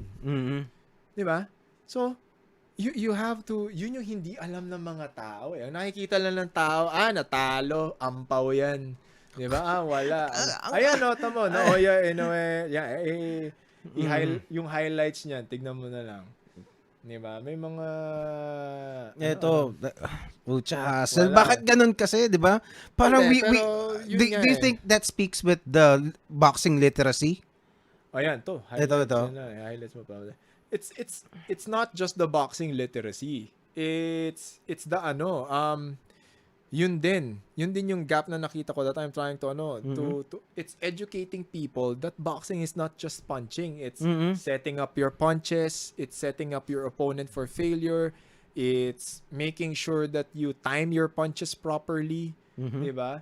Kasi that's yan yung pinaka I mean, everybody knows how good Naoya Inoue is, 'di ba? So, for Michael Dasmariñas to get to that ring, marami na siyang pinagdaanan. Naghirap yan sa training, naghirap yan sa sparring, naghirap yan sa pag-cut ng weight, 'di ba? Just being there. There is tapos COVID protocols. 'Di ba? Ang dami niyang pinagdaanan para makaakyat diyan. So, natalo siya, sige, pero natalo ka ni Naoya Inoue. Hindi lang kung sino-sino yung tumalo sa'yo. Di ba? So, again, these are small stories. These are pocket stories that I want people to have a better appreciation of. Kasi nga, tignan mo, ang narrative palagi is nanalo or natalo. Di ba? So, let's show people na, this guy is actually a good guy. Yeah? This guy is actually a good boxer. You know na it takes a lot to reach that level. It takes a lot to challenge for Naoya Inoue's belt. Diba? And then you educate them. And then next up is, for example, ang nakita lang ng tao is natalo si Michael Dasmariñas dyan. Ako, sinasabi ko, maraming natutunan si Michael Dasmariñas dyan. Kasi sigurado, nakita niya paano ba gumalaw si Naoya Inoue. Ano ba yung kailangan niyang, what are the things that he can work on when he gets back to the gym? Yeah. Diba? Those are the things. That's what fighting is all about. Yeah. Diba? Ano naman tayo? I want to ask you, how about yung mga nakikita mo ngayon, yung mga nauuso ngayon, yung ang tawag doon, suntukan ng mga sikat, yung mga Battle of the YouTubers. Battle of the YouTubers, kina makagago. So, what is, kasi parang, of course, parang, kasi you are a legit fighter from that competes in the most legit organizations, and then here nandito si makagago. It's na lang yan it's a purist approach versus na lang yan pero the way I see it kasi as an analyst and as a sports fan, it's good for both. It's good for both kasi now when you see a suntukan ng mga sikat event, a battle of YouTubers, these individuals step inside the ring, they lace up the gloves and they go at it. So nagsuntukan talaga sila, 'di ba? Now when you watch that, it gives you a better appreciation of what actual boxers do. Nga no. 'Di ba? Na parang okay, ganyan pala sila. Ganyan pala yung mga tao. It's entertaining. It's entertaining. Nakakatuwa siya. Especially the content that they produce leading to the fight. Mahirap yun, Mahirap yun. Oo nga, bilib nga ako. At saka, parang, I don't know. I'm gonna ask the Chief Alvin about this. Parang, kasi nakailang postpone na yung URCC, pero sila nagawa na. Hindi, kasi, yun din kasi. It's the entertainment aspect of it. Diba? It's easy to we'll get to that in a bit. So, pagkatapos nun kasi makikita nila ngayon na okay, if these guys are doing it and they look like that, then I'll have a better appreciation of real boxers when I watch them. Oo nga. 'Di ba? Next, they do it for, 'di ba, whether they agree with me or not, they're doing it for entertainment purposes. Diba? It's for the money. There's absolutely nothing wrong with that. Hindi athletic. It's not an athletic endeavor. It's for entertainment. Number one is entertainment. And buti naman na they provided a really good show. Like if we're talking about the previous one, it was a really good show, di ba? Now, for them, they didn't go up there unprepared. Nag-ensayo yan sa gym, nag-tap yan ng gym, nag-tap yan ng trainers. So, it's mutually beneficial. Na-experience nila kung anong pinagdadaanan. They got a really small glimpse of what actual fighters are going through. And at the same time, nakatulong sila sa mga coaches na tumulong sa kanila. Kasi syempre, they would vlog about it, they would pay them, diba? Everybody gets, gets a benefit from it. So, on top of that, dahil maraming nanood na casual fans doon. So, syempre, yung mga fans ng mga YouTubers na yan, yung mga fans nila nanood, di ba? So, it also brings more awareness to the sport, to the actual sport. Di ba? Ako naman, lagi kong sinasabi kasi is, yung mga boksingero natin, yung mga atleta natin, di ba? Panoorin nyo yan. Tapos panoorin nyo kung, di ba, like for example, yan, mukha, di ba? Pero tignan mo, di ba? Nagsuntukan sila. Hindi madali yun, At saka, totoong masakit yun, di ba? Masakit yun. Whether if you get punched, regardless kung maganda yung form mo, if it's pag swung sa'yo, masakit yan. Tinamaan sila sa mukha, nagsuntukan sila dyan. Di ba? My hats off to them. Saludo sa kanila kasi sinubject mo yung sarili mo para mag-ensayo, nag-alat ka ng oras mag-ensayo, nag-alat ka ng oras para pumunta dyan on pay-per-view, on live feed para either magmukha kang engot or manalo ka. Diba? You risk embarrassment. You risk diba? A lot of things. Diba? Marami kang sinugal dyan. So, this is very good for the sport. It's good for them. Yun nga, there are so many benefits to this. Ang nakita lang kasi ng tao na parang, disrespectful to boxing. No. Diba? No, it's absolutely not disrespectful to boxing. Ang disrespectful to boxing, yung mga tawag dito, yung mga, yung mga naghahamon tapos walang alam yung hinahamon. Diba? Yung walang preparation. Yan yung basto sa boxing. Pero itong mga to, nag-ensayo yan. Diba? At least to some extent, 'di ba? Of course, hindi sila nag-ensayo enough para maging amateur diba? Level, 'di ba? Not at that level, pero 'di ba, given the time frame, 'di ba? So, again, it made people realize na hindi pala ganun kadali boxing. 'Di ba? It's gonna make them, 'di ba? It's gonna make them realize na hindi pala ganun kadali, 'di ba? Tapos yung mga lumaban naman diyan, Joven, Merck, diba? They went through the process. So it's gonna give them a better appreciation of boxing as a sport and boxing as an art. Now, what can fighters learn from all of this? Aralin nyo kung paano nila minamarket yung sarili nila. Alamin nyo paano nila minamarket yung event. Diba? Paano nila minamarket yung brand nila.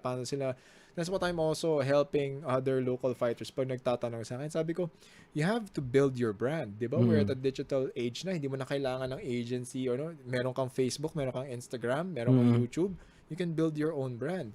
That's why I always tell them, basic na lang. Put out valuable content. Diba? Mag-share kayo ano yung experience nyo sa training, hindi kailangan madrama. Tapos pangalawa, diba? Gusto nyo magka-sponsor, pero pag nakita nila yung Facebook nyo, puro mura. Diba?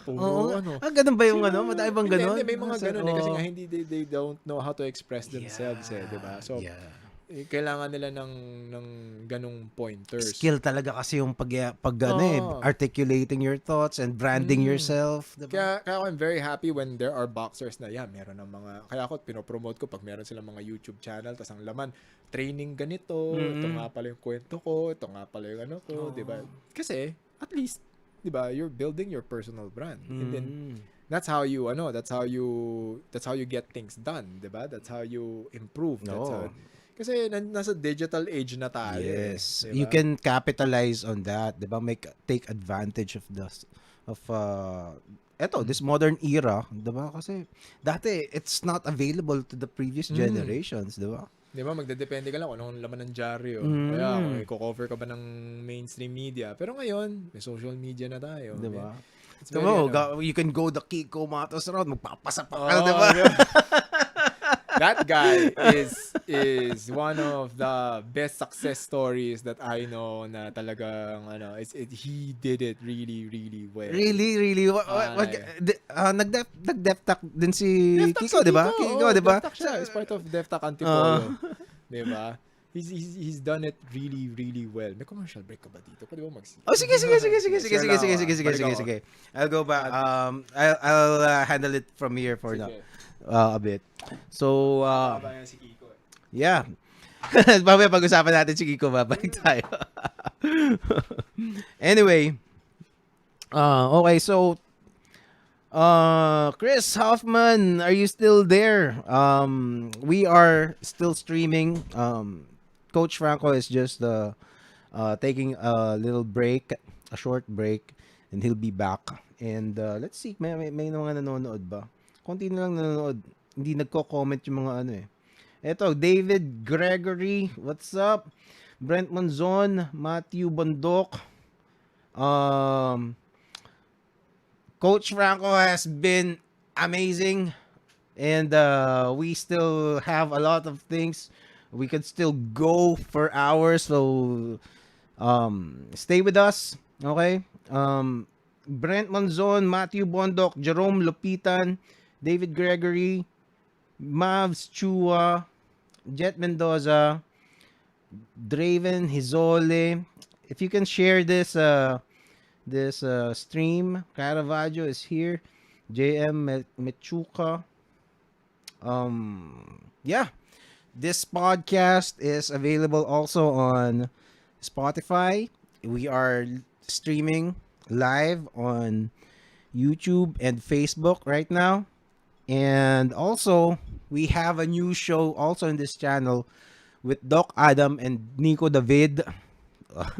May pangalan na kami dun sa show, Tambay Cast. Okay, so that's with Doc Adam and Nico David every Monday. Okay, but TPKP is separate from that show. This is the most confused channel on YouTube. Okay, because we have the main podcast, with this what you're watching right now. And then we have the Jamcast, pag may mga tugtugan, mga musikero. And then we have Drawing Companion, where I guest fellow artists, illustrators, and we draw together on screen. And ngayon, meron pang Tambay Cast with Doc Adam and Nico David. Okay, so yun. With this etong suntukan ng mga sikat, it's also something else, diba? I'm actually thinking of creating content about this kasi this can be traced from McGregor, diba? From McGregor, and eto na, coach is back. Tapos and then Nasa inom na kape kasi. Diba? What I'm saying is yung itong suntukan ng mga sikat, anak yan nung ang nagpasimuno talaga niyan, I think, is McGregor versus Mayweather, diba? And then Jake Paul and the Paul brothers saw it, diba? KSI pa nung una, and then so wow, this is a template that we can follow, diba? And then ngayon ginaya ng mga Pilipino, syempre. Now, you can also look at it this way. Nagsimula siya sa Pilipinas. Kay Matos and Matos and Baron, diba? Oh, diba? Actually, that was super viral. I mean, baka pwedeng ginaya tayo ng Amerika doon. Pwede, diba? Pwedeng ginaya nila tayo doon because of that phenomena. That was something na parang nangyari sa tunay na buhay. Tapos alam mo yun, kala mo it happened organically. Super. Diba? Who would have thought, diba? Who would have thought? Diba? So that now answering your Kiko question. Okay. Actually, si Kiko, one of the best success stories of the pandemic for me, and his story actually inspires and motivates me all the time. Kasi yun nga, Kiko's an artist eh. He's a very artist. It's in borderline purist. Yeah. So when this whole thing happened, he was really working his ass off, trying to look for work. He was doing as much as he can. Yeah. Then eventually the opportunity came to like, okay, he's an entertainer. Sabi ko, alam mo, ba't hindi ka mag-start ng YouTube channel? Sabi ko, yung ginagawa mo ngayon, sabi ko, kasi, ito yun meron, sa mga kinaiinisan ko to me and Kiko, we have a 3-hour plus podcast na nakorap yung file. Talaga ba? Inis ako, hindi ko. Sabi ko, Kiko, sabi niya, ulitin na lang natin yan. Pwede naman natin pagkwento. Sabi ko, pero nainis ako. Kasi, when we were doing it, we were just talking shit. Kasi we were talking about life. It was an amazing story of Kiko's ups and downs. It was very inspiring. And Kiko's a very smart guy. Yeah, he is. And he really is. So, I also had him on the show over Zoom nga lang. Pero so we were talking about and he was very open about his struggles. And sabi ko, so afterwards, sabi ko, Kicks, sabi ko, alam mo, yung ginagawa mo, lagay mo sa social media yan. Hindi siya ma-social media Hindi siya ma-social media dati. Lagay mo sa social media yan. Sabi ko, try mo lang. Gawa kang YouTube channel. Gawa kang activate mo ng maayos yung Facebook mo. If you need help, I'll help you. So he was doing it and he was learning as he goes. And then if he needed help, I always did my best to help him out. And then he started posting content. And then he got the hang of it. And then yung content niya nagkakaroon na ng traction paunti-unti. Then he realized na parang okay, people are gravitating towards this character and this this style and this narrative and this tone. And then sabi ko, yeah, let's work on that. Then he started doing his own shit and it was amazing. Kasi amazing. Hindi ko alam kung yung YouTube channel ba niya is before or after the battle or his boxing match with Damsa, hindi ko sure, pero basta in 48 hours bro, monetized yung channel niya. I mean, when I say monetized, okay, and hindi kumikita agad, okay? When you say YouTube monetized, it's 4,000 hours kaagad tsaka more than 1,000 subscribers in less than 48 hours. Sabi ko, Kiko, you are my success story, man. Grabe yan. You are amazing. And when you watch his content, you see the trademark Kiko, pero there's a story within each piece of video. So pag nakita mo yung mga video niya, parang una spiel niya muna the character. Tapos parang akala mo medyo borderline palibhasa sa lalaki. Nakakatawa. Ang galing.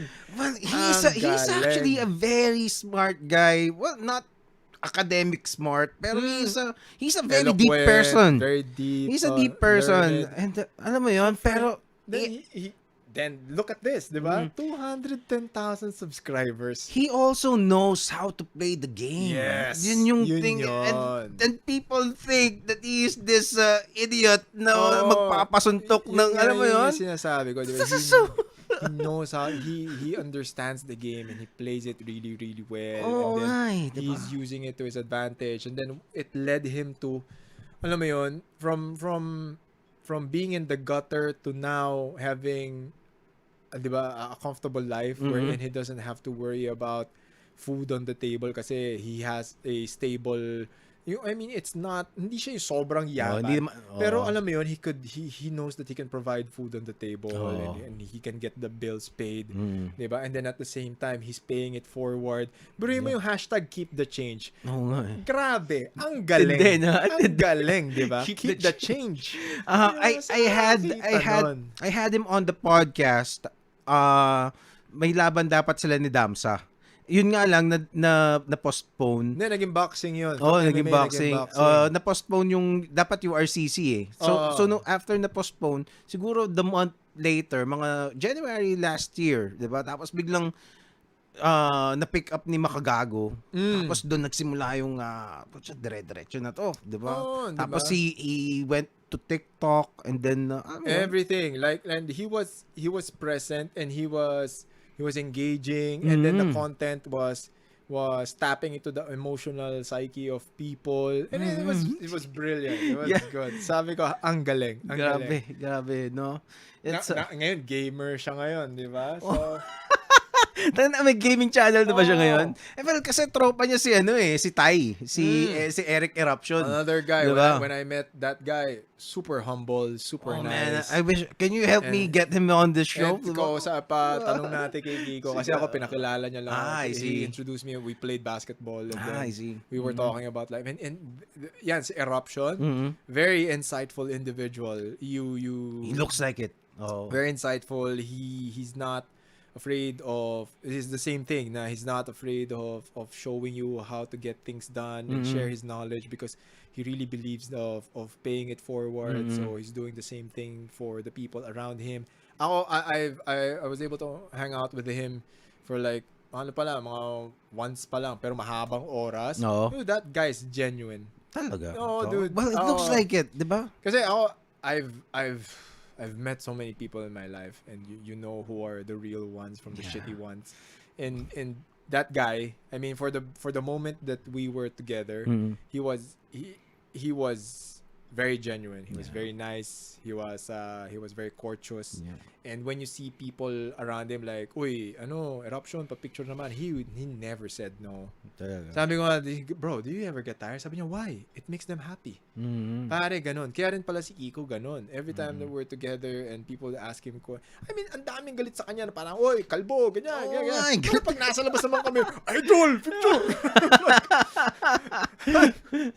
Well, kumbaga parang it's well, you don't get to that form yung di ba, as a bodybuilder, you don't, without discipline. And he's a rugby player, so doon na rin yun. When you get to develop that kind of discipline, it's the best way to develop character, di ba?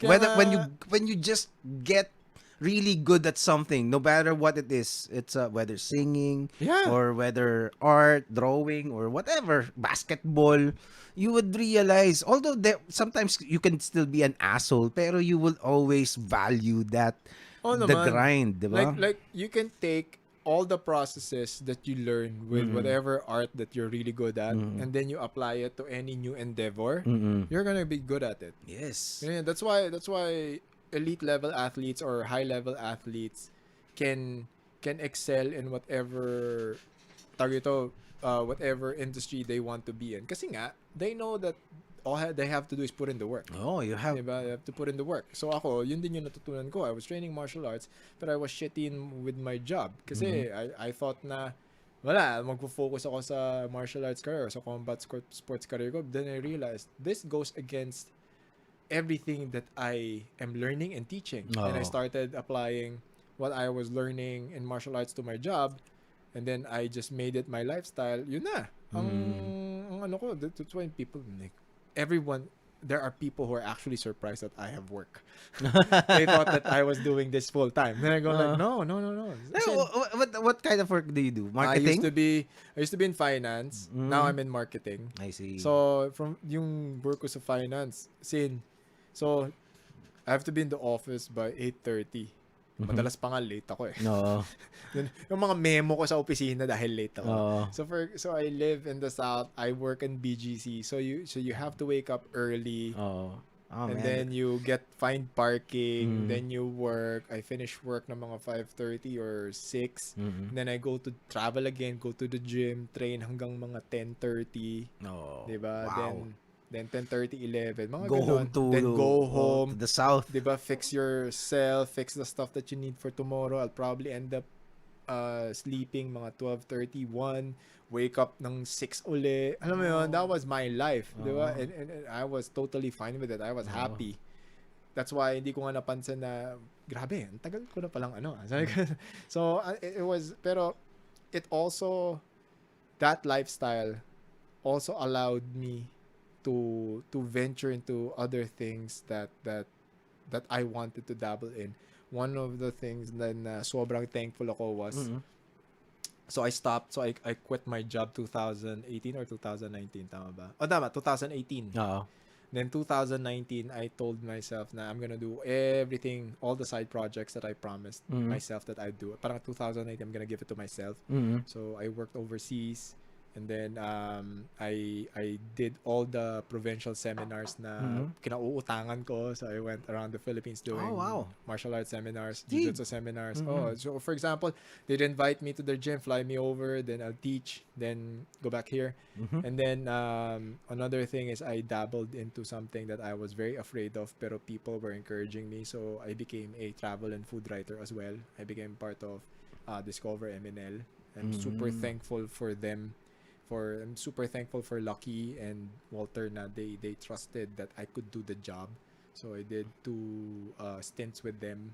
So that they gave me confidence in myself na parang okay, I could actually do this. Diba? Kasi biro mo, you're the fight guy. That's my thing with society. Everyone's telling us na you should be in a niche. Why can't you trying to box you up? Diba? Why can't you be here but also try other things and be good at it? Diba? That's why when people ask me, okay, my main niche would be martial arts, diba? But paano yun? You're also podcasting. I'm a podcaster, diba? I'm a travel writer. Diba? I'm a finance guy. I'm a marketing guy. Diba? Why can't I be there as well? Diba? Why do I have to be stuck here? Yeah. And siguro yun din yung sinasabi ko sa mga tao or mga kaibigan ko who wants guidance. Yan, tikman natin. Yan. Yung mga tipong, kasi nahihiya sila or a huge chunk of it is, thank you brother. Cheers. A huge chunk of it is people's thinking na they're only this. Diba? Yeah. Diba? Sometimes nangyayari yun, parang it's a trap na parang you tell it to yourself, diba? That's what I experienced that. I experienced that. Kasi 'di ba, parang for example, I'm the fight guy tapos sasabihin ko I'm a travel writer. Parang mga tao, what? What? Well, it's also something like me. I've always been the artist, the illustrator, ganyan. And kaya nga komiksman yung pangalan ng podcast ko eh. Pero I do a lot of other things. I used to be in a band, ganyan, musician. I also write songs sometimes. And yung podcasting, di ba, parang of course, it's another creative outlet. Di ba? It's for me kasi yung podcasting, it's parang nagagawa ko lahat eh. Merong artistic side niyan eh. Diba? Directing this podcast, designing this, the logos, and diba, ganyan. And then, I could get to talk about everything else, diba, na interest ko, like drawing, like like MMA, and talking to philosophy with different kinds of people. Diba? Itong podcast ko yung parang yung sama-sama lahat ng trip ko. It becomes an expression of you. Yeah. Diba? Kasi ako the same very much the same na experience.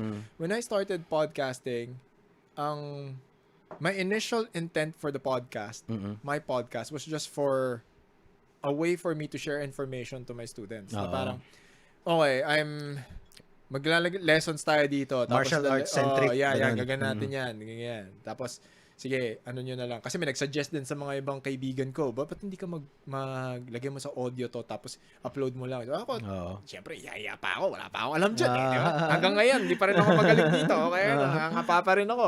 So, then I go like, okay. So, then things started getting serious, and then I started realizing I had access. I had access to amazing people. I had access to amazing stories. And then I realized, okay, yan, nagiinuman tayo, dami na natin pinagkwentuhan. Diba? Pero yun nga eh, paano kung tayong dalawa lang yung nagkukwentuhan dito? Yeah, exactly. Diba? So, kung ano man yung napulot ko sa'yo, or kung ano man yung napulot mo sa akin, paano kung merong magbe-benefit na isa dyan? Diba? Yun yung importante. Meron kang natulungan. Kahit na isa man lang. Kahit na isa lang. So, that's when I started deciding na if I'm going to talk to someone and I ask permission na parang can we record this conversation? They go say like, yeah, we're just talking shit anyway. But if you listen to my initial podcast, kumakain kami, umiinom kami, parang ganito. Pero audio lang. So, then it transcended into many things, and then I realized na why don't I do my best to create a podcast wherein I want to chronicle a good a good history of Philippine martial arts. Yeah. Diba? Kasi I want to, hindi lang yung basta-basta may tatanong ka lang na tulad na napapanood mo na 5-minute segment. Hindi mahaba ang storya nito Yes. So, I'm very thankful that so far, a lot of the people that I asked on the show, yan, Chief, Pichon, Richard, Professor, tawag dito, Mark Entrata, these are the pioneers. These are the people who started the movement. Si Professor Fritz Rodriguez, Master Ray Yap of Yaoyan. Oh, wow. So these are so at least nagkakaroon tayo ng depiction how it was really. These are historical figures. Yeah, historical diba? figures talaga, and they were telling it the way, and if you watch all of the videos, sila Dr. Sixto Carlos, when you talk to them, these are separate occasions, and if you noticed, all their stories line up. Wow. So they're not talking shit, diba? Kasi what I want to achieve is magkaroon tayo ng uniform story kasi masyado maraming urban legends diba? Daming urban legends na hisya. Sige, at least ito documented. Diba? It's for, again, it's not for me. Siguro may selfish motive na gusto kong magkaroon ng record na gano'n. Pero it's for the students. Diba? So that when they go to the gym, they ask, okay, what's the history of what we're learning? Okay, you have a resource. Yeah. Diba? Someone told the story. And then from there, bigla nagulat na lang ako, nag-evolve na naman siya. Now, I'm talking to different individuals, different thought leaders, but on people who I just love having a conversation with. So, nagulat na lang ako. Kausap ko na si Attorney Mel Santa Maria. Then I had Relisa Lucena talking about yung ordeal na pinagdaanan ng pamilya niya with the NPA. And then maya-mayang konti, eto na, parang one of the si Eric Almendras. Sino yun? Eric Almendras is the guy you will see dun sa mga Senate hearings. He is a former NPA cadre. As in, high up to high up. And he exposed everybody. As in, it took a while for me to get him on the show. And he outlined, like when we were talking, afterwards, medyo napaupo ako, sabi ko, putang ina, tama ba yung narinig ko? Tama ba yung nangyari? Parang tama ba? Where can we YouTube channel. YouTube channel here in YouTube.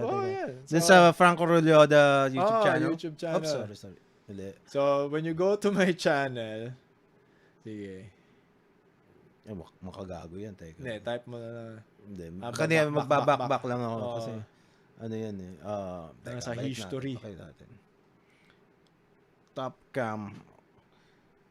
Si Coach Franco. Ito, diba? So, dito. Yeah. So, and also on Spotify, diba? Yeah, it's also on Spotify. So, yes, Attorney Mel, we were talking about the anti-terrorism bill. Ito naman, si Attorney Paolo Javier, he's a law professor. We were talking about, yung self-defense law. Then, yung next one, yan si Yin Gutierrez, one of the first volunteers during the COVID pandemic. Yung nag-start ng lockdowns. Kasi siya, hindi siya nag-isip. Kasi volunteer siya sa PGH. Talaga? When people were hesitating, siya, volunteer. Ayan, these are the fight breakdowns. This is Sixto Carlos. That's the weapons training specialist. And so we got Champ, you got Alipe, Gab Alipe. Si Gab, okay. Gab Alipe. Nisi Casiano is a boxing analyst. So, kita mo nga, nag-aaral-aral pa ako gumawa ng mga thumbnail dati, di ba? What the hell, di ba? Ako naman yun ang advantage ko. I know how to... alam dyan. Yan ang mga alam kong... Ayan, these are the fighters.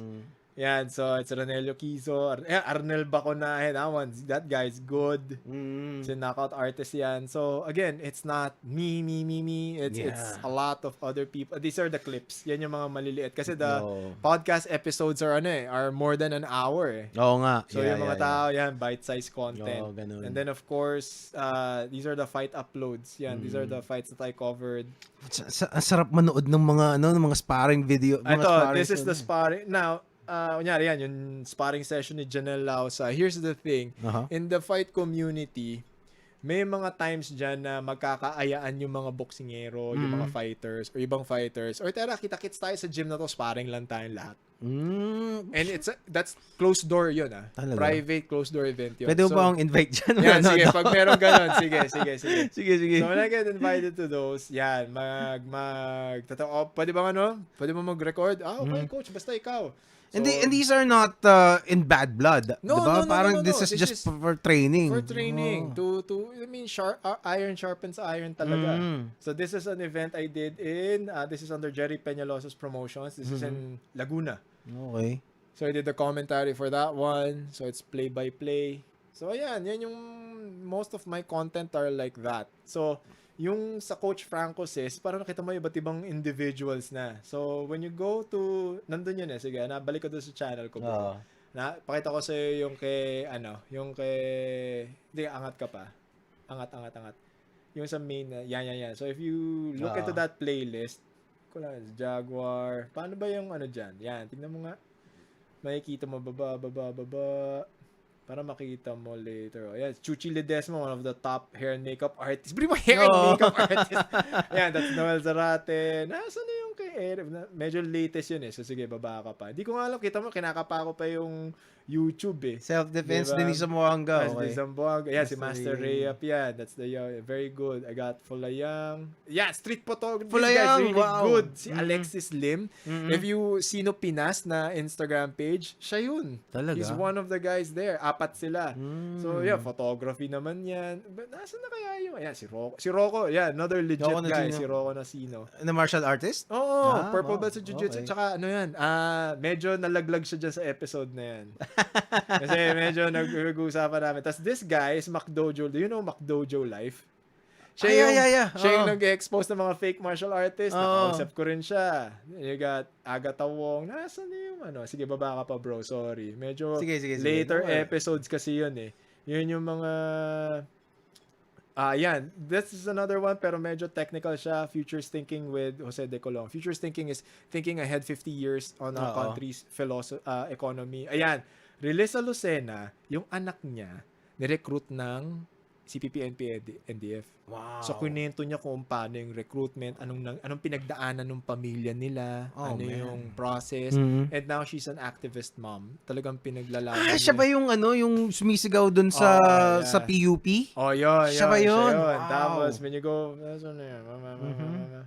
kasi, pagbaba mo pa, afterwards, biglang, I got Jerry Peñalosa as well. Ayan, si Jeffrey Celis. Ito? Yan, si Ka Eric Almendras. Okay, I see. I only had, and that was a secret location yan. As in, he had to, kasi syempre, hunted man siya Talaga? Oo, syempre pare, kinalaban mo yung CPP, NDF. So, I only had less than an hour with him. And after that, he had to leave because he had to change to a different location. Wow. Pare, kasi that guy's a wanted man, bro. Damn, and not by the law. Not by the law, bro. But by the other side. Oh, dude. They want him dead, bro. Kaya ako afterwards, pagpatay ko, sabi ko, did that just happen? Did I just have this guy on the show? Aren't you worried that they might go after you? Hindi, pare, kasi ako, sinabi ko rin naman sa kanila, kung gusto nyo, di ba? Blur out ko lang yung, explain nyo rin yung side nyo. Kasi ako, I'm all about having conversations. If this guy has a message, you probably have a message and you want to stay anonymous. I see. And you want to answer questions. Ako, I want to figure this out. This whole thing has been in here for more than 52 years. Yeah. So, ano yung pinaglalaban nyo talaga? Why not have this conversation? Kaya sabi ko, this podcast is open. Why don't you come in here? If you don't want to show your face, go ahead. Yeah. Now, I'm all about having discussions. We're living in a world wherein we just want to prove each other wrong. Oo nga. Diba? Kailangan may manalo, diba? Yun ang problema. Diba? We hop on to platforms para either pahiyain ka or gusto kong sabihin sa'yo mali ka. Diba? Pag may nakita ko mali sa'yo, i-expose ko yun at sabihin ko, you're a fraud. Yes. Nawala na yung discussion. And also without analyzing your own positions, diba? Na most of the time you just heard from someone else. Exactly. Not even something that you formulated yourself. Kaya ako, I'm all about having conversations, all about and ako rin naman, I don't see it happening with 30 minutes, 20 minutes na question and answer. No, you don't. You don't get the whole story. Like for example, ito, hindi pa kami tapos diyan. Kulang pa yan. Kulang pa yan. Kulang pa yan. Kinatabahan naman ng puso ko. Sabi niya, pag ako gusto ko yung nangyari dito sa episode na to. Sabi niya, let's do it again. May ano pa ako. Pero wala eh. He hasn't reached out kasi he's gunning for may party list sila eh. Parang Abante Sambayanan ba or Okay. Kasi he's doing that with another former cadre, si Kaamihan. Sila naman ngayon. They're Damn. So just imagine if they win. So it's gonna be them debating the makabayan sa Kongreso. I was like, this is gonna be good. Ako naman kasi, let's look for the truth. Diba? In everything that we're doing, let's look for the truth. The truth and the middle ground. Kasi sometimes there are some positions that are really nearly irreconcilable, pero I think you can still find a common ground. There's always a common ground. There's always a common ground.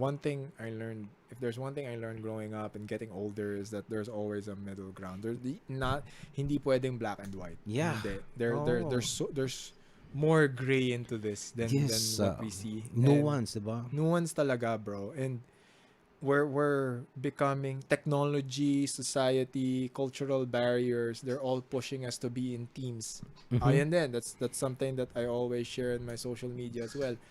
The system or whoever are the big guys at play, they want to split people into teams. Yeah. Why? Because it's easier to manipulate, it's easier to control, it's easier to monetize you when you're part of a team or when you're stuck in a certain why, like for example, why can't you be apolitical? Diba? Why no, diba? At the end of the day, politics will serve politicians, not the public interest, diba? So bakit kailangan nating mag-away-away over candidates na wala namang pakialam sa atin? Yeah. So again, and also sometimes what's important to you can be nothing for others, diba? Exactly. Parang if let's say may mga a lot of people care about the social justice. So parang wala eh. It's not because it's not part of their lives. Diba? Saka rin eh. Are you gonna take it against them na hindi bakit siya kailangan makialam dun sa problema mo? Ikaw ba may pakialam ka ba sa problema mo? Exactly. Nila? Diba? bakit ako lang parang ganun yun eh. It's a simple concept, diba? You don't need to be guilted over something that you don't really care. And you are allowed to not care. Tsaka yan eh, we live and grew up in different truths eh.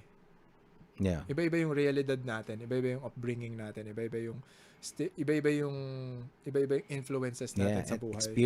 Experiences as well. So hindi natin pwedeng sabihin na mali yung nararamdaman mo or mali yung I cannot invalidate what you're feeling or kasi paano kung meron kang experience na nag-push sa'yo dyan, di ba? So mahirap siya. So ako na lang, it's always why don't we hear each other out and let's just listen, di ba? Hindi yung I'm out here to prove you wrong. Or at the very least, do not think of others as evil just because they have a different opinion than you, 'di ba? Kasi like you said, yun yung isang lagi yung sinasabi about dito sa podcast na to eh, that we live kaya hindi mo, 'di ba, laging tanong bakit yung mga ibang tao, yung mga I can't understand some people parang hindi nakaka-relate kay Duterte, 'di ba? Parang ganyan. Hindi na maintindihan kasi sabi bro, maybe he lives a different life than you and iba yung experiences niya with you. Oh, 'di ba? Kasi ang spectrum ng experiences ng mga Pilipino just economically. Ito ilang beses ko nang nakwento to, so I'm just gonna say the short version. Ako hindi ko pa narinig yan. Oh, yeah. So basically, the spectrum of the Filipino experience na alam ko personally, I know the richest guy I know and the poorest people I know, poorest family. So the richest guy I know, this guy lives in Dasma, parang Dasmariñas Village.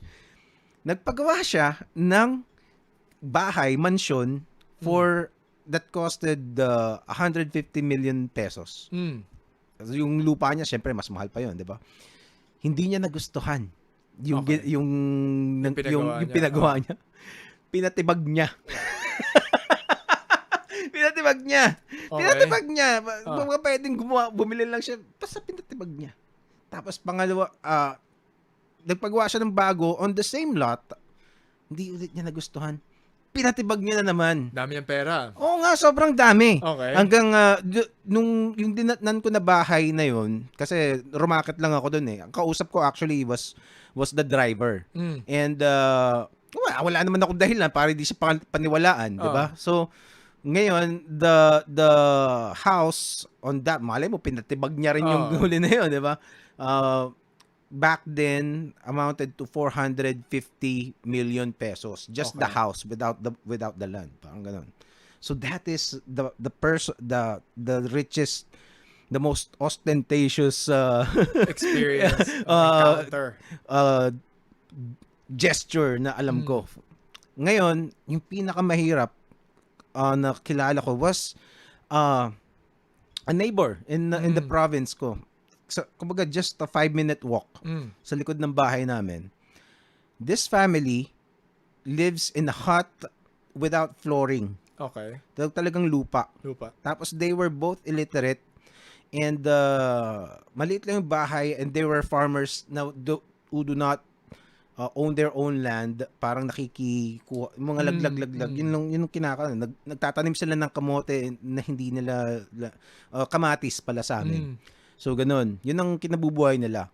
And they had a child who is autistic. Special child. Diba? Basta autistic. So, may autism which is in the worst spectrum that I've seen. To the point na talagang pag binihisan mo siya, hinuhubad niya yung damit. Okay. Tapos magpapagulong-gulong siya dun sa sahig nila na walang lupa. Tapos kinakain niya yung lupa, literally. Diba? Okay. Ganon. And they had to tie him up dun sa bahay like a dog kasi he escapes. Para makontrol nila yung Hindi, kasi yung magtatrabaho yung dalawa, 'di ba? Tapos tatakas yun sa gubat. Hanapin nila. At one point, mga 3 days nawawala yung batang yun. Damn. 'Di ba? Nahanap sila nasa gubat. There was one instance that he got lost and he was found inside a broken nicho, yung sa mga patay. Wow. Gumapasok siya doon. Diba ganun kalunos-lunos yung sitwasyon nila. Tapos meron pa ibang kilala sa Mindoro, may kinuwento niya sa akin, may mga tao daw doon sa lugar nila. It is a very rural part of Mindoro back in the 90s. Ang sabi nila, madami daw nababaliw doon. Dito sa atin, when you say nababaliw, parang, depressed, di ba? Yun ang dahilan. Ang dahilan dun sa kanila, ang pagkabaliw, gutom. Di ba mababaliw ka sa gutom? Yep. Can you relate to that? Can you relate na mababaliw ka sa gutom? At meron kang anak na, di ba? Can you, now, think about yung agwat, discrepancy from that family na may anak na special child to that guy, to that billionaire who pinapatibag yung 450 million peso na bahay. Ako hindi ako nakaka-relate dun sa nagpapatibag ng bahay. Pero yung dun sa hindi rin ako nakaka-relate dun kasi I am somewhere in the middle of those. 'Di ba? Parang it's very hard for me yung mga values nung rich guy. Hindi ko masasakyan yung iba doon. And the same way, the values nung iba, yung priorities nung isa would be, it's very broad. Sobrang extreme. Yeah, and you can only relate to a special. Kumbaga kung 360 degrees yan, siguro mga 45 degrees lang ang abot mo nung I don't know, 'di ba? Parang kaya nga 'di ba? You can't really relate to different truths eh. We live in different spectrums eh. So yung our beliefs will be molded by the things that surround us. Malaking factor talaga. Malaking factor yung upbringing, malaking factor yung societal pressures, malaking factor yung people sa paligid mo. Yeah. So lahat yan mag-i-influence sa as to how you're going to make decisions in your future life.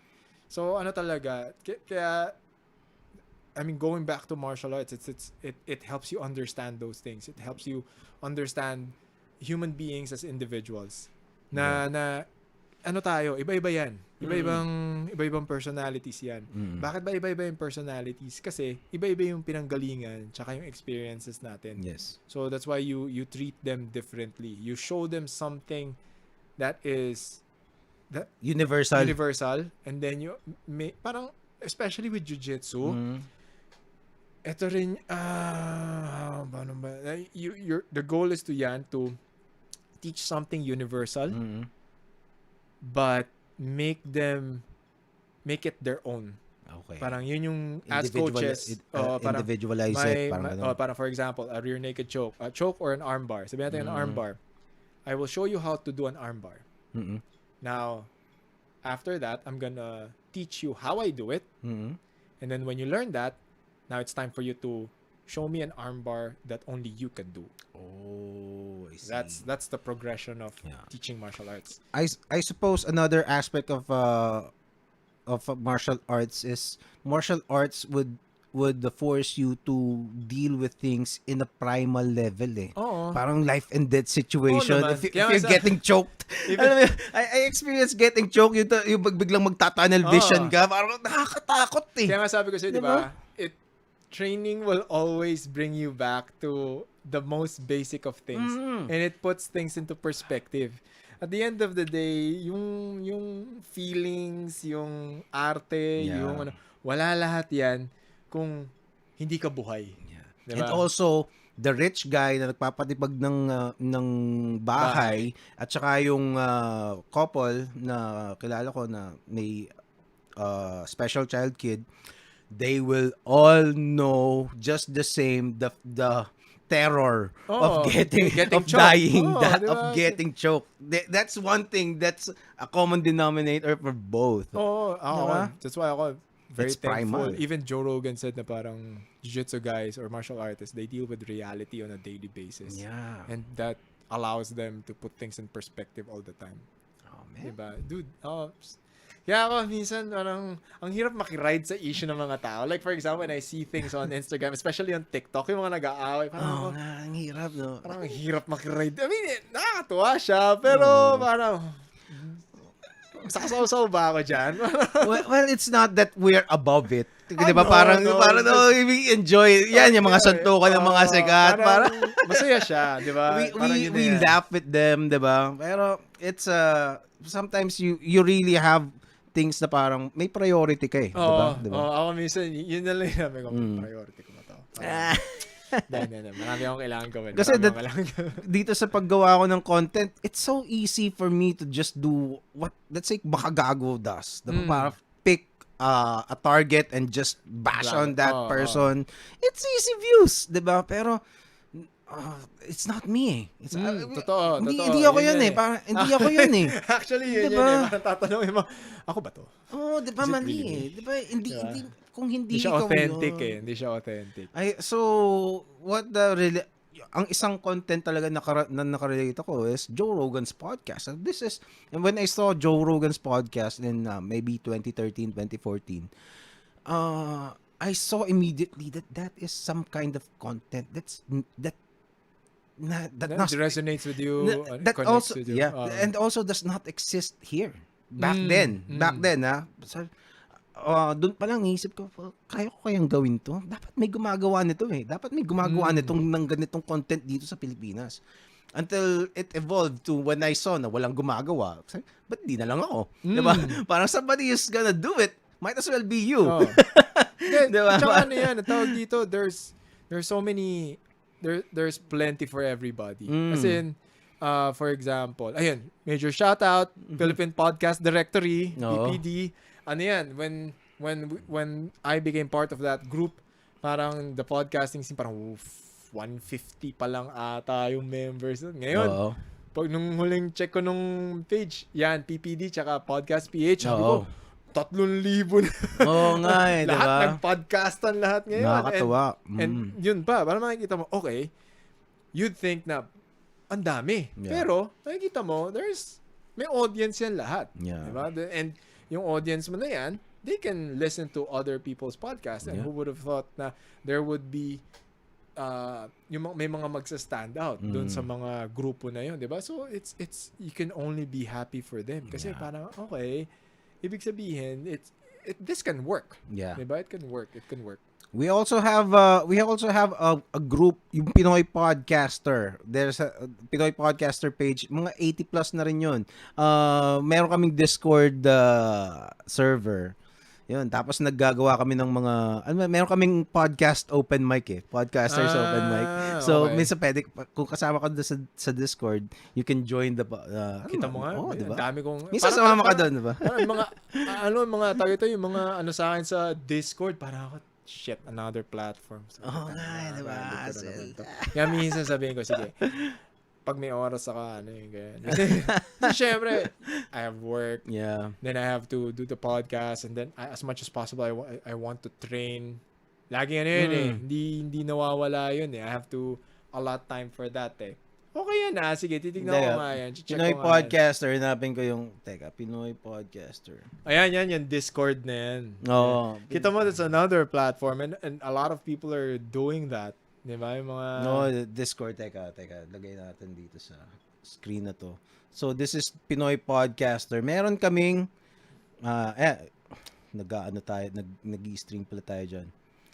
Nasaan yun? Pucha. Uy, grabe. Nakasama mo na pala si Doc Adam. Solid din yan si Doc Adam. Meron kaming podcast na regular. Pilot episode pa lang yan. Ito, Tambay Cast, yung una namin ginawa. So, bring one kwento. Bring one kwento. Magdadala ka na. Kailangan may dala kang kwento. Pero I have rebranded it to podcaster. Wait. Podcaster. Pero open audio mic lang yan. Audio lang. Puro audio. Kasi parang minsan wala akong yung iba pagka magano. At saka minsan wala ako sa mood mag-ayos na magulo dito, 'di ba? Parang galing yan, bring one kwento. Pero dude, ako fan ako noon ni Doc Adam. That guy is doing great work. Diba? Tapos nakakaway lang niya yung mga MLM na parang sabi ko, what? Wala snowflake culture. Imbes na kita mo yung society natin ganyan na, 'di ba? Since everybody is going digital, everything. So yun na yung bagong usbong ngayon. Pag galit sila sa iyo, all they have to do is get 200 people and report your page, 'di ba? Yeah. Or band together and 'di ba, be bitches about it and start saying na bad things about you, tapos dedemanda ka, 'di ba? 'Di ba, at the end of the day, the guy's in a different country or why don't you answer his questions, yeah. 'Di ba? So pero yun na nga 'di ba? Yan din yung bagong that's the new landscape we have to navigate in. Kasi nga wala Yeah. But I like his content. I mean, tsaka maganda naman yung it's not as if he's lying. Yeah. Yeah, we also have Nico David on that podcast. Tatlo kami. Nico David is more of an agitator kind of content creator pero he's a critical thinker as well. So okay din si Nico David. Diba? Laugh trip kaya, tapos nagtatagalog pa siya. Laugh trip kaya, no? Fan ako niyan. Ni Doc Adam. Okay yan si Doc. Pero sabi niya, umalis. Parang meron akong huling video na panood ko, parang umalis dyan ng YouTube. Actually, nagulat nga ako kasi Nico David, I had him on the show last month. Nandito siya nag-in studio guesting din siya. So, when I had him, parang annual thing namin yun I got my first 1,000 subscribers because of him. Okay, so si Nico nag-enjoy siya dun sa discussion sa namin, and he saw that ibang klase. Back then kasi ang unti pa nung mga katulad ng podcast natin 'di ba? Parang hindi pa ganoon ka talaga ka hindi pa talamak. Popular. Di ba? Wala pa Even until now Even until now, di ba? That's true. So, ngayon, ginawa nila. So, natuwa siya. So, long story short, we became friends and Ngayon, siguro niyaya siya ni Doc Adam mag-podcast and they started na gumawa ng episodes nila. Tapos si Nico recommended me kasi parang naka-set up na ako 'di ba? It's easy for me. Alam ko na kung paano gawin. So I took care of the technical shit. All they need to do is just show up. Okay. And they were gracious enough to to have it done on this channel. So that I'm thankful for that. Pero dude, okay yun. Tsaka yun din naman ako. That's why, for example, you invited me over. Yun din kasi yung gusto kong i-grow yung podcasting community. Yes. And how do we do that? Diba? We help each other out. We cross each other's audience. Diba? Kaya ako when podcasts will invite me over, sabi ko, basta as long as I have the time to do it, I'll definitely do it. Yes. Diba? It doesn't matter kung anong channel meron ka. Or ano. Kasi yung iba, nag-ano pa, nahihiya pa, na parang, sir, kasi kayo, galing-galing nyo na sabi ko, hindi ako magaling mag-podcast, tigilan nyo ako. Actually, totoo, di ba? Parang, wow, I'm just doing this for 2-3 years. Sabi ko, for fun lang to. Sabi ko, for fun lang to. So, like, I'm talking shit here. Sabi ko, so, basta, ako naman yun. I have time, I'll do it. And then, so, like, what we were discussing kanina from there, sabi ko, teka, parang, nagkaroon na ng sariling buhay si Coach Franco sa podcast. I still want to create something for the combat sports community. And I'm very thankful that meron akong nabuyo na dalawang podcaster din. So it's Carl De Mesa and JC Reyes. So their podcast is Destroy Manila. Destroy? So I've heard about that. So they've been covering combat sports events for the longest time. And I thought then I really believe na, sabi ko, if I'm gonna do this, it has to be with them. Kasi kami yung maganda yung dynamics. We both know, maganda yung we all know what we're talking about.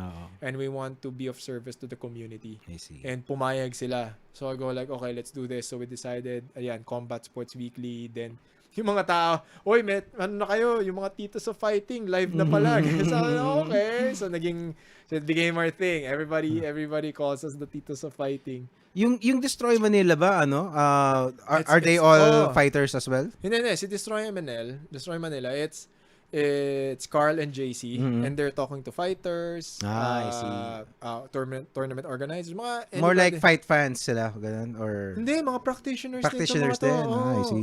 They're both MMA practitioners in striking and in grappling. So nagta-training tong dalawang to. Kaya nga okay yung dynamics namin kasi we get to talk to each other in that way, and then we all have our places in the MMA, jiu-jitsu, and boxing community kasi iba't ibang community yan, iba't ibang mga tao dyan So buti na lang yan, we're all part of that community, lalong-lalo na, tas ako, JC, pareho kaming part din ng boxing community kasi may kanya-kanyang crowd yan Nice. So yun, nagulat na lang kami. Dati nga masaya kami. Uy, may 5 views tayo.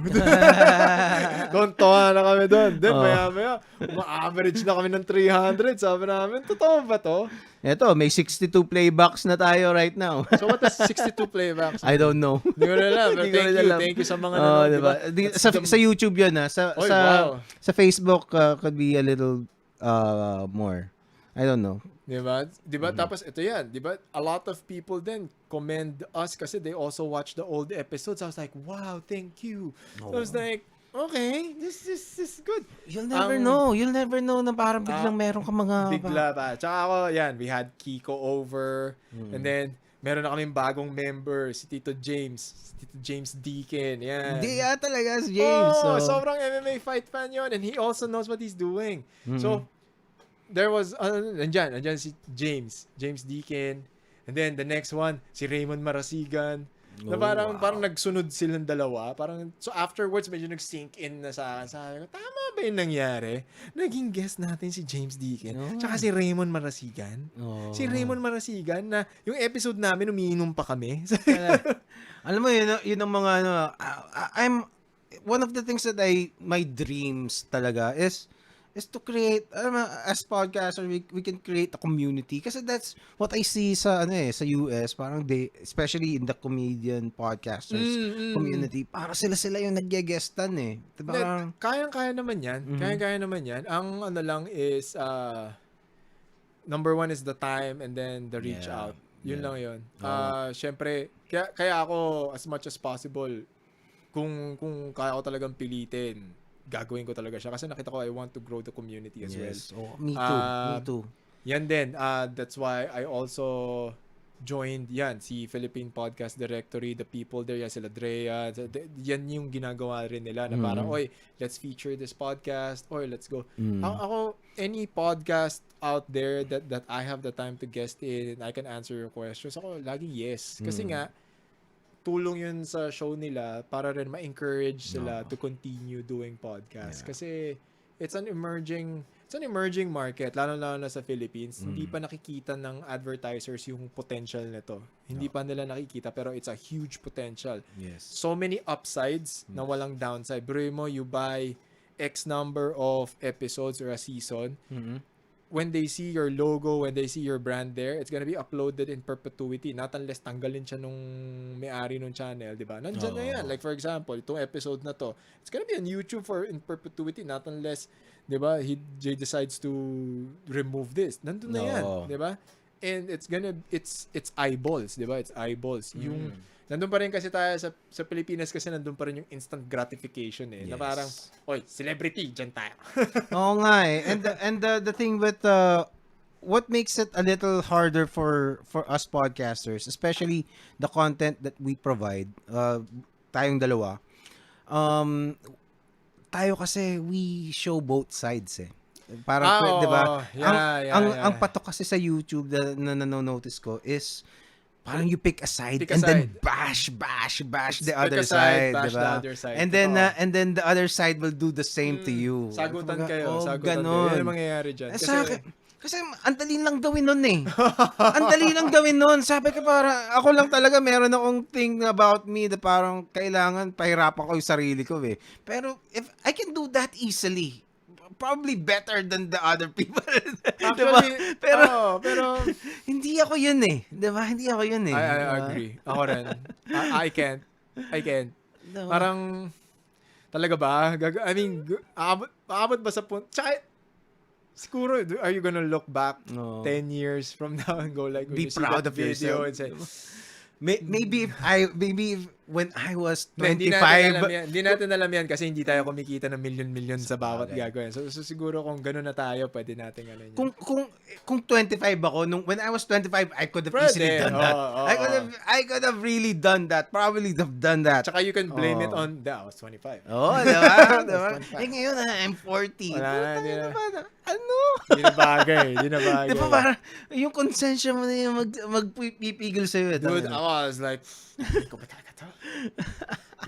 Talaga, will I be proud of this? Oo nga eh, di ba? I actually tried some episodes. Yung iba nga, in-upload ko eh. Yung iba, ni-record ko lang. Kasi nagso-solo episode ako, especially back in yung lockdowns, mahirap makahanap ng guest, di ba? Tsaka tinamad na, parang nawalan na ako yung, disenchanted na ako dun sa Zoom interviews eh. Parang naging boring na sa akin na, at least for a bit. So ngayon, sinubukan ko, what if I try it ako lang, solo lang, di ba? So ginawa ko yun, tapos nag-try ako ng episodes na mangbabash ng ibang ano. Sabi ko, parang nakakapagod ba?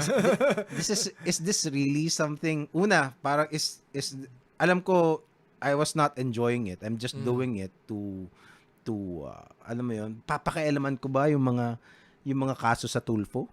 Yes, di ba? Di ba? Makikisaw-saw ba ako doon? Kasi kung yun ang trending, kasi parang, oo nga, minsan. Di ba parang, wow, itong mga, copyright strike ka ni Tulfo. yung let's say si Buknoy, merong YouTuber na Buknoy, mga kababawan na ganun, papatulan ko ba yun? Parang, wow. Tsaka ako, titignan ko pa parang yung mga channel na mga ganun, parang, oh my God. Pero hindi, magugulat ka rin na, wow, hustle din yan, di ba? I mean, laki ng laki ng viewership mo, laki ng nakukuha mo dyan, you're getting a lot of attention, pero yun nga, parang, gagawin ko ba yun? And the thing is, kailangan maging consistent ka eh, with that kind of content. I could do it for mamaya, after this, I can do it. I can do one. Pero, can I do it again tomorrow? And then, yun nga di ba, parang, parang consistency, di ba? tutuloy mo yung character na yun. Hindi ko kaya. Tutuloy mo yung character na yun. Hindi ko kaya talaga. So, parang, wow. Okay, sa inyo na yung pera na yan. Bahala kayo. I'm gonna stick with my vision. This is what I think. This is what my heart tells me na kailangan gawin ko. Ano naman yan tawag dito, passion project naman to na mga ganito. Ako nga, I was like, I'm enjoying it, and yung meron kang service na binibigay sa community mo, and I was like, okay, this is good. It feels good. Yeah, it feels good. Okay, ano na tayo? 3 hours and 40 minutes. Wow, napansin yun. Yan, di ba? 11 grabe p.m. Wow, I suppose we can end this this episode with that note. Thank you for having me over. Thank you for. I am extremely honored to have you on the show. Thank you. I hope we can do this again. Next sige. time. Let's do this. Let's make this a recurring event. Just ako naman, as long, like I told you, diba? Parang basta I have the time to do it, and I can free up time, I'll definitely do it. Yeah. Diba? Thank you to everyone who watched and listened to us blabber for 3 hours. Yeah. What the fuck? Well, there's 4 people who stayed. Kanina medyo mas ayan. mataas Maraming salamat po sa inyong mga nanood at nakinig, diba? Sana kahit pa paano meron kami na impart na na natutunan nyo. Thank you so much. Ako bro, thank you so much for having me over. I really enjoyed it. Well, what one of the things that parang not a lot of people are into this kind of content. It's too long, man. But the ones who are, they're worth the effort. Definitely. For the 4 people. The 4 people. I love you. Yeah, and there are also people who watch afterwards who just can't catch the. Diba? Yun yung kinaganda ng podcast. Pwede mong balik-balikan Pwede mong balik-balikan. Diba? And also, hindi both of us are podcasters. It doesn't necessarily mean that we are parang competitors on this, diba? No. Kasi ano yan parang after watching my listening to my podcast, they can easily go to yours and vice versa. Tsaka ako, for example, I saw this na, then I have, diba, there are people that I listen to as well. I'll check your podcast as well. Dude, I've never when you there will always be competition. There's nothing wrong with healthy competition. Yes. There's nothing wrong with kasi competition will help you become better. Yes. I got at this level because of the people I fought. Yeah. Diba? When people talk to me about my achievements, sinasabi ko rin kasi I had good training partners, I had good coaches, but I also had great opponents. And they pushed me to be better. So there's plenty for everybody. Yes. Plenty for everybody. Hindi mawawala yan. Dude, I loved it. Thank you. All right. Last cheers, bro. Teka. Ano natin? Cheers ulit. Thank you. Maraming salamat. Whatever it is you're drinking, choose your poison. And again, thank you for staying with us for as long as you did. And, watch it again. And any last message that you want to say? Again, thank you for watching and listening. I always echo this. Don't be afraid to make mistakes. All right. Okay, you learn from them. All right. That's it. Powerful Komiksman Podcast. Woo! Ay, bitin na. Ayun. Yan. So, ano yan? Pagkatapos siya, wala na. Alright, bro. Sobrang thank you. Sana nakatulong ako sa audience at sa podcast. I'm sure you did.